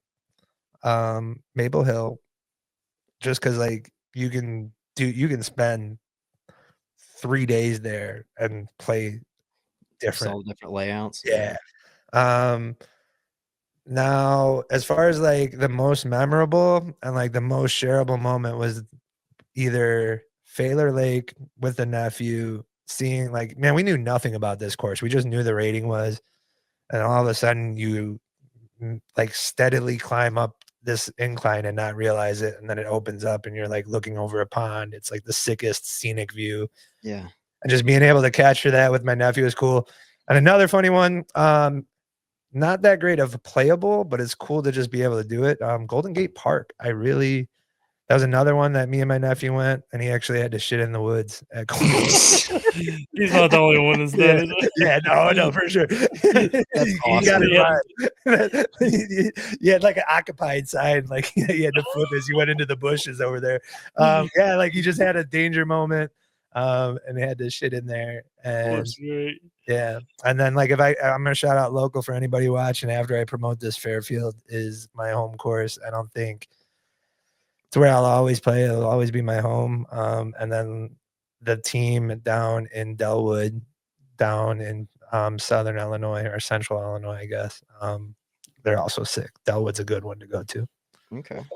So yeah, I kind of threw a lot out there. No, I like that. You had some options. I mean, I fit, man. You say MVP and everyone's like, "Oh, fucking great MVP!" Right. You know what I mean? Or Maple Hill. Sorry, yeah. Like, and then to flip it, I'll give you some underwhelming ones. How about that? That one should be all right. We'll give you some underwhelming ones. Brewster Ridge, a little underwhelming for me. I will be honest. The Beast at Waco, a little underwhelming for me. Really? Yeah. Now, what I've been told is like because you go there in winter and everything's not grown is what we've been told. But there's like you look at this and like, man, now I know why the pot like the pros shred it. Right. But like it has such history. I'm not saying like get rid of it. It's just like you kind of walk those holes and you're like, oh, this is kind of surprising. Yeah. Like this isn't that. Now I see how Paul shot 18 down here. Yeah. So I could do that. Those are some of like the larger names that like are a little underwhelming. All right. That Brewster's top 5. Whenever you're playing by yourself, are you going to earbuds? No. If I do, I'm the fucking guy with the speaker. If I do have anything like to blow it out, and everyone just looks at me weird. No, usually like on my solo rounds, I'm kind of an early guy. I'm like an early thrower, so I'm out there when there's fewer people, and like I'll throw that way. If you guys really get around with me, you are very privileged. Like, and as I say this, I turned Gibbs down at Worlds. The one that I really felt bad, like one of my worst like feel bad moments. But yeah, like it's just something like Jay will like come up and be like, hey, we gotta do this round, and it's like, oh man, and like it's just it's just different. But like it always turns out great. I always love it. I never like hate it. Like I'm not miserable, but that like the actual like before I get into it, I'm miserable. You're like, oh, I gotta go play disc golf with them. Yeah, man. It's more of a I do that by myself kind of activity. Yeah, and I kind of feel like I don't know. People are fans, and so you kind of feel like that like wind up like clapping monkey toy. Like I gotta like put on a performance or something. Like you know what I mean? Yeah. And so like it's somewhat a little bit that's what goes in my head, right? Like it's like, oh man, what do they want? How am I gonna act? Like, yeah. But I get what you're saying. You have to entertain. You feel like you're obligated to entertain. Yeah. It's like, nah, you ain't got to, but you kind of have this own pressure for yourself. Oh like, yeah. But, do I have to be like the disc golf world guy? Like, do I need to be an asshole? Yeah, no, for sure. I mean, we're really not that guys in person. Like, we're like really nice, chill dudes. But like the Berg Nerd, like we got around in with him. That was absolutely sick. Like, I don't regret any of it. Yeah. It's just when Jefferson tells me we're going there, it's miserable. Yeah. If you would have went with us, you wouldn't have had to entertain anybody because we had Bearbot with us. Yeah, all the entertaining we needed. Yeah, that's for sure. Yeah, that one just didn't. We had to edit, just didn't work. Like that's all. Or else I would have been there. Like, but man, when we're doing dailies, that's just brutal. Like, I understand. That's why we really didn't do it. But yeah, we'll get around. I'll get it around. Jefferson's like, let's go play some disc golf, and you're like, we need to fucking work, dude. We have work to do. Oh yeah, man. Like the cool thing is like when sometimes we'll show up to random doubles, which is always like a weird experience. And Jay like loves playing doubles, and like we've even thought about doing a video on it. Yeah, like, we thought it would just be cool to go to a random doubles, like showcase everybody. But that's always interesting because like you'll have people that know who we are that won't ask us who we are. Like, but yeah, like we did that in Tennessee and like Connecticut. We've done that all over random doubles. That's rad. All right. Music recommendation. Just anything. What are you playing? What are you listening to right now? So Mac Miller's always up there for me. Like it's just a vibe in the background. Like if I'm writing, I'll have like a lot of Mac Miller playing because it kind of like flows into like one piece. So there's not like many highs or lows. anything that like I'm more of the chill vibe guy. Like, of course, Bob Marley's on there. Of course, with the chorus, especially if I'm lighting it up. Yeah, I was about to say, no one on the course should be upset if you're playing music like Bob Marley or that's normal. And I do like the other weird I listen to is like old doo-wop, Jamaican reggae. Like before it turned reggae, and it was in that like doo-wop stage. So my wife's Jamaican, and like I kind of got, and I was a fan of Bob Marley before that, and like she turned me on to some like old 50s, 40s stuff where it's like, whoa, this is just nuts. Like, dude, I'm gonna have to check it out. Yeah, and you have like this weird twist of like you could see where reggae came from, and like, but you also have this like 50s like Temptation feel to it. You know what I mean? It's kind of different, man. Even like Bob Marley before you do it solo is like the greatest, great stuff. So okay. Yeah, I'm very unfamiliar with that. Most of the time, we've asked that to a few different people, and they'll always talk about music that I don't know. I'm like, yeah, I don't know that artist, but that one, man, Jefferson's got the aux code when we're on tour. So it's a lot like, that dude. It's a lot of like Kendrick Lamar, Baby Keem, sure, a lot of like new rap, and then he'll throw in like country, and I'm just like, bro, like what the?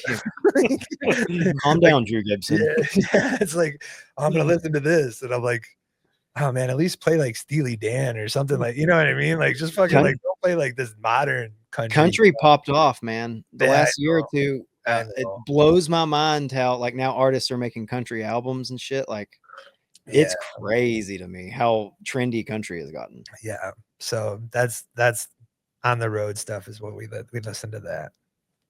Nice. I feel like this one's loaded for you. Like, sure. What's the shadiest thing you've seen in disc golf? Ooh, I know. Are you talking like in a tournament? Like this in disc golf. It don't have to be in the pro scene. It could be in your local scene. This something shady as well. Yeah. So I kind of hinted this in the last twig, and I'll go a little harder on it. There is a definite need for the PDGA to step up on like contract talk timeframes and like punishing, possibly even being able to like punish not following those guidelines. So what we've heard from a number of pros that there is a feeling, and I don't know if I can substantiate it, but there's at least a feeling of your pros believing there's some type of collusionary talk behind these brands where they're communicating dollar amounts that they're spending or what they're willing to spend, how many players they're willing to spend. So these guys are kind of dictating this market as a group, like is what we're loosely being told. But these companies are talking amongst each other. Yeah, they're all friendly, right? Like they're not really like everybody just thinks like everybody's in competition with everybody, but they're producing the same product, they're supporting the same pros. They all have common interest here, right? And they're all trying to survive together. And they also understand that disc golf needs these guys to survive. I'm not arguing that, but you got to allow companies to make mistakes, or you know what I mean? Like, we've gone as far as hearing that offers have been made and taken off the table and dropped dramatically and matching more like every other offer they got. Yeah. And so like when you hear that, you're like, you kind of presume it, but like at the very least, and these conversations are also happening at all times. They're happening in the middle of the season. They're not happening like everyone just thinks this is like an allotment of this winter. No, this stuff's like locked in, talked about, discussed well in advance. And again, you're not hitting those timelines because essentially you're talking to a player who's under a contract with a manufacturer. You shouldn't be able to do that. Right. Like in theory, right? You're saying they should respect until after they've till their contract is up, rather. Yeah, what I'm proposing or what I would do is essentially like your off season, your contracts are obviously going to be a year. I'm not changing that, but the allotment of the time frame of when you can start talking to other players not under contract. Yeah. You set a date and you set an end date and that's it. And for me, you make it somewhat short. Like, because like these companies are coming and they know who they want, they're going to target who they want, and like obviously there's battles and like stuff like that, but like it should be like a 3-week window, here you go, and hit it. And that way like Now, could you imagine like a 3-week window with 180 available free agents? You're not gonna. And they hadn't discussed it. Like no one really knows the. Yeah, and in all honesty, if that happened tomorrow, I still believe. It's still yeah, the pros. So that does feel that's like, as much as I may not have seen it, like hearing it and being told, that feels grimy.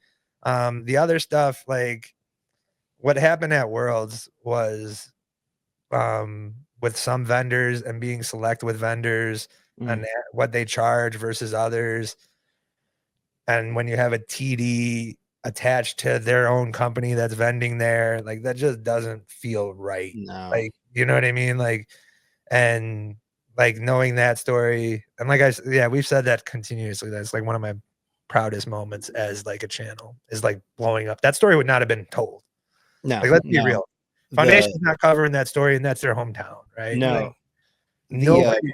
The alt mart, is that what it yeah, was? the alt mart, the alt mart, yeah. So like that's like one of the coolest, and like that the whole background on that was just kind of weird. Like, and the food there sucked. Yeah, it was like it was like they were kind of yeah, I know what you mean. It was almost like they were kind of forced to do that. Like, okay, well then I guess we'll go over here since they can't vend, since they can't afford to vend over here. Yeah, man. And when you're getting thrown out, like they're throwing numbers of 20 grand. Like, yeah. Like, bro, like come 20 on. grand to vend there. Yeah. Our one of our sponsors, he was wanting to go the Worlds, and he was just like, no, I'll lose money. Now, and the funny thing was, if you only sold apparel, it was much cheaper to vend. Probably. But if you sold discs, yeah, because they didn't want anybody but the big three there. That makes sense.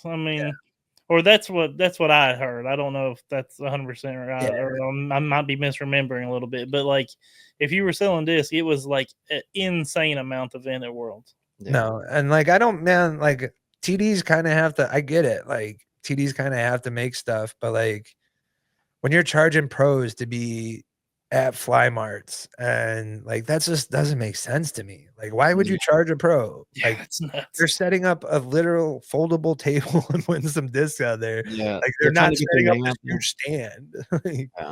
So like it's stuff like that. But like I think that's the most. Those are probably my most grimiest, where it's like, and that's kind of fucked up. Yeah, little less gatekeeping too. Right? Yeah, man, there's a lot of that, and like as much as I love it because people will say my content's gatekeeping, but there is a lot of it, and like I said, like the old crew, the old guard is gonna hold on for dear life, and that's what I think is gonna happen. So and that's what stuff like that shows. That's all. Yeah. All right, we've been ending it with just the tip, and it's gonna be a tip. A life tip, a disc golf tip, a content tip. You can make it what tip of whatever you want, except for anything obscene. Yeah, we're trying to keep it clean around here. Come on, buddy. So I have been somewhat promising on any type of disc golf content's going to help, and it's just the process of making it, like finding the time to make it and improve on it. But it's what the sport needs.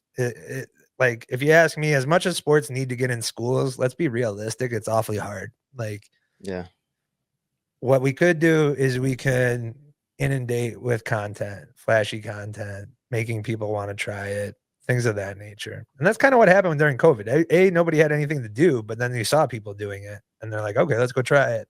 Yeah. So like, yeah, do content, film it, record it, edit it, get it out there. Doesn't matter. Say your piece. Somebody's going to listen, and everybody consumes everything. I'll probably watch it. You know what I mean? So like, just get out there, do your content, and also get go in to there. a pro event. I'm sorry, what? Go to a pro event. If you got a chance, go to a pro event. It's a good tip. See it live, see it in person, hear it, feel it. You guys have both been. It's completely different. Oh, it's amazing. Yeah, it's amazing. So those would be my two recommendations. To reinforce what you were saying about creating content, that's you were saying strike while the iron's hot earlier. That's kind of that. Like, it's kind of hot right now. Like, get into it. I remember Jefferson talking about it last time when we had him on, about how when he first when he first started, when he got into the YouTube world, the disc golf scene was low. Yeah, It was like there was no channels no, on YouTube. absolutely. He got in there early.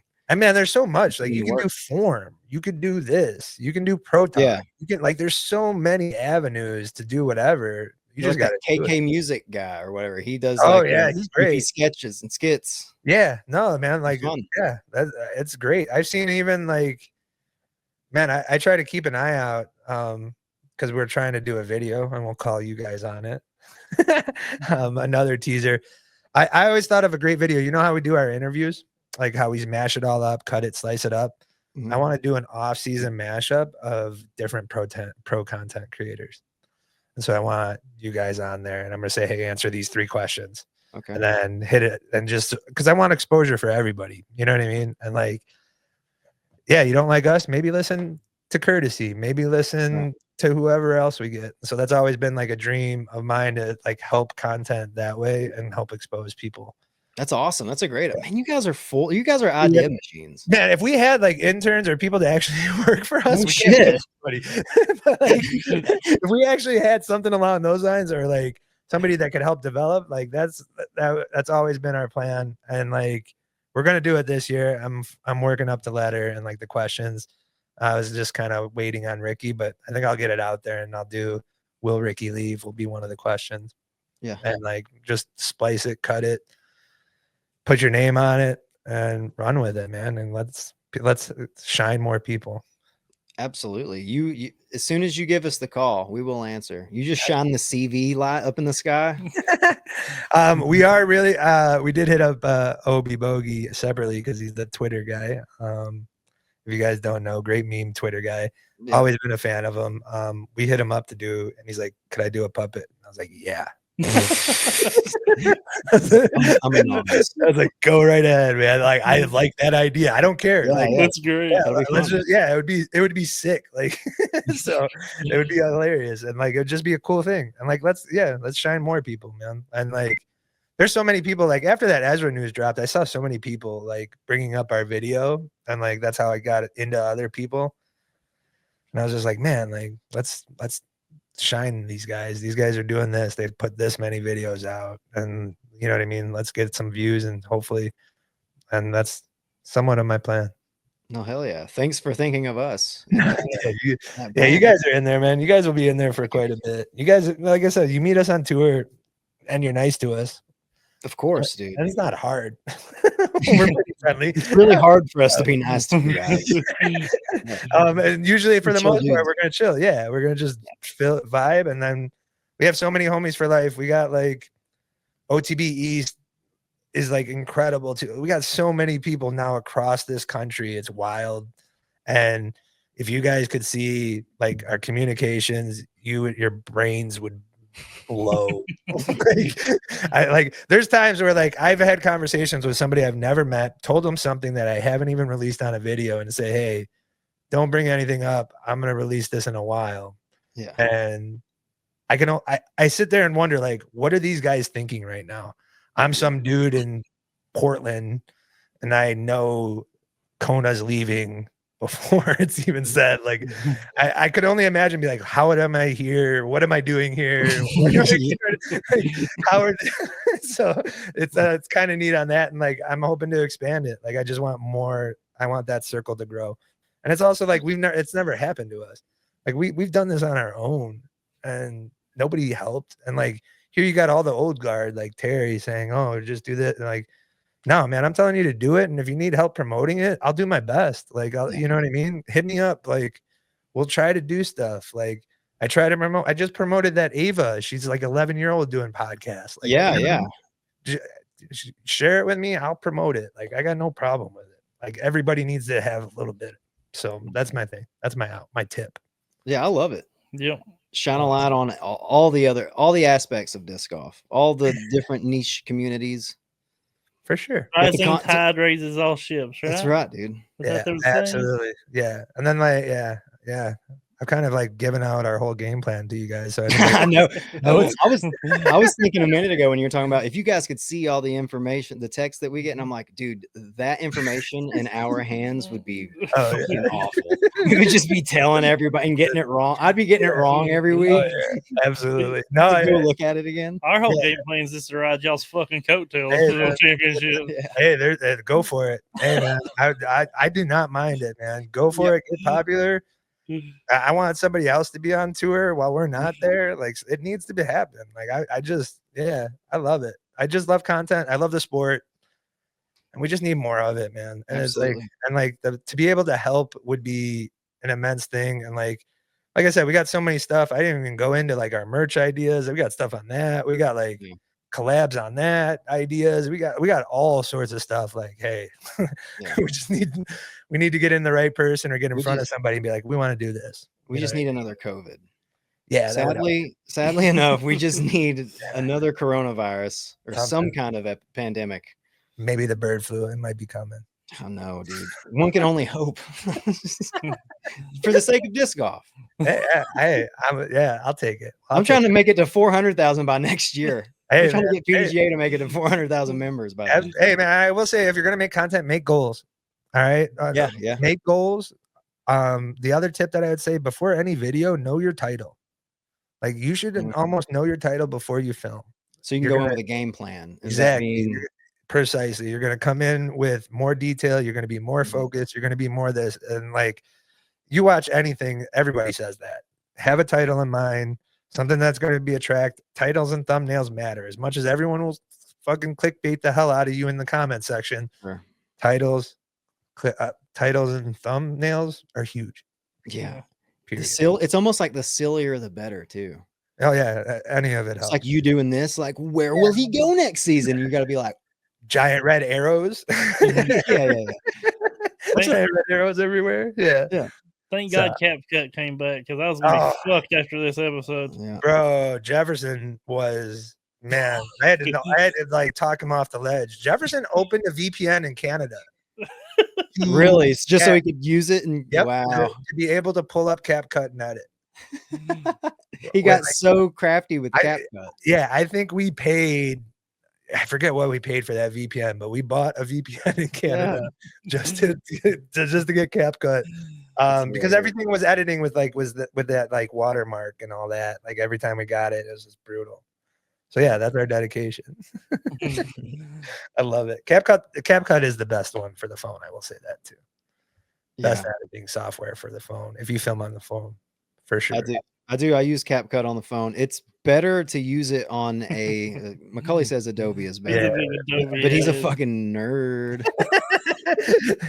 Macaulay's too like tech savvy for me, man. CapCut's like easy. Nice.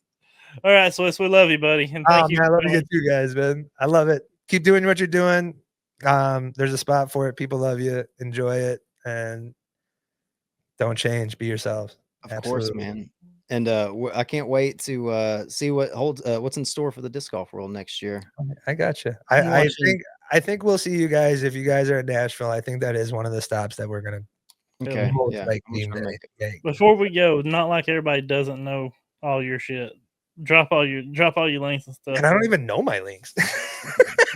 Disc Golf World. Disc Golf World. Yeah, Disc Golf World, obviously. Check out the YouTube channel if you haven't. So make sure to subscribe. It goes a long way. Helps with views. It helps promote stuff. And if not, just watching the video does enough on that front.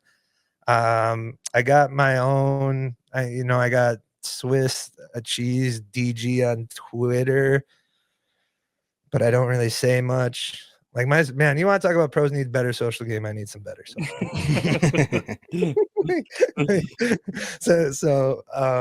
But yeah, like any of it, anything that helps. Patreon helps. It's $1 a month at the lowest. That always helps. Yeah, get their Patreon. Man, that made me like my heart flutter was seeing the total of our Patreon dollars. Yeah, that's why we're looking at airfare to Finland. And hell yeah. People people are helping out hooking up the Disc Golf World boys. Absolutely, yeah, man. So that's like you guys have made that happen. And when it was announced, I said we were going to make it happen no matter what. And to be able to like get closer to that is just nuts. So yeah, Right. The people yes, the bringing you guys to the absolutely. world. Hell Yeah. Now we'll see how the Europeans take us. I think you'll be fine. I told Jefferson I want to do a merch with like the European vacation truck or car. Oh yeah, and just be like, hey man, we're gonna do a European vacation merch. you should. You should. Like just to be goofy. So That would be we got great. we got ideas. All right, Awesome. buddy. It's been a blast. Thanks, man. Love you, man. Peace Love out. you too.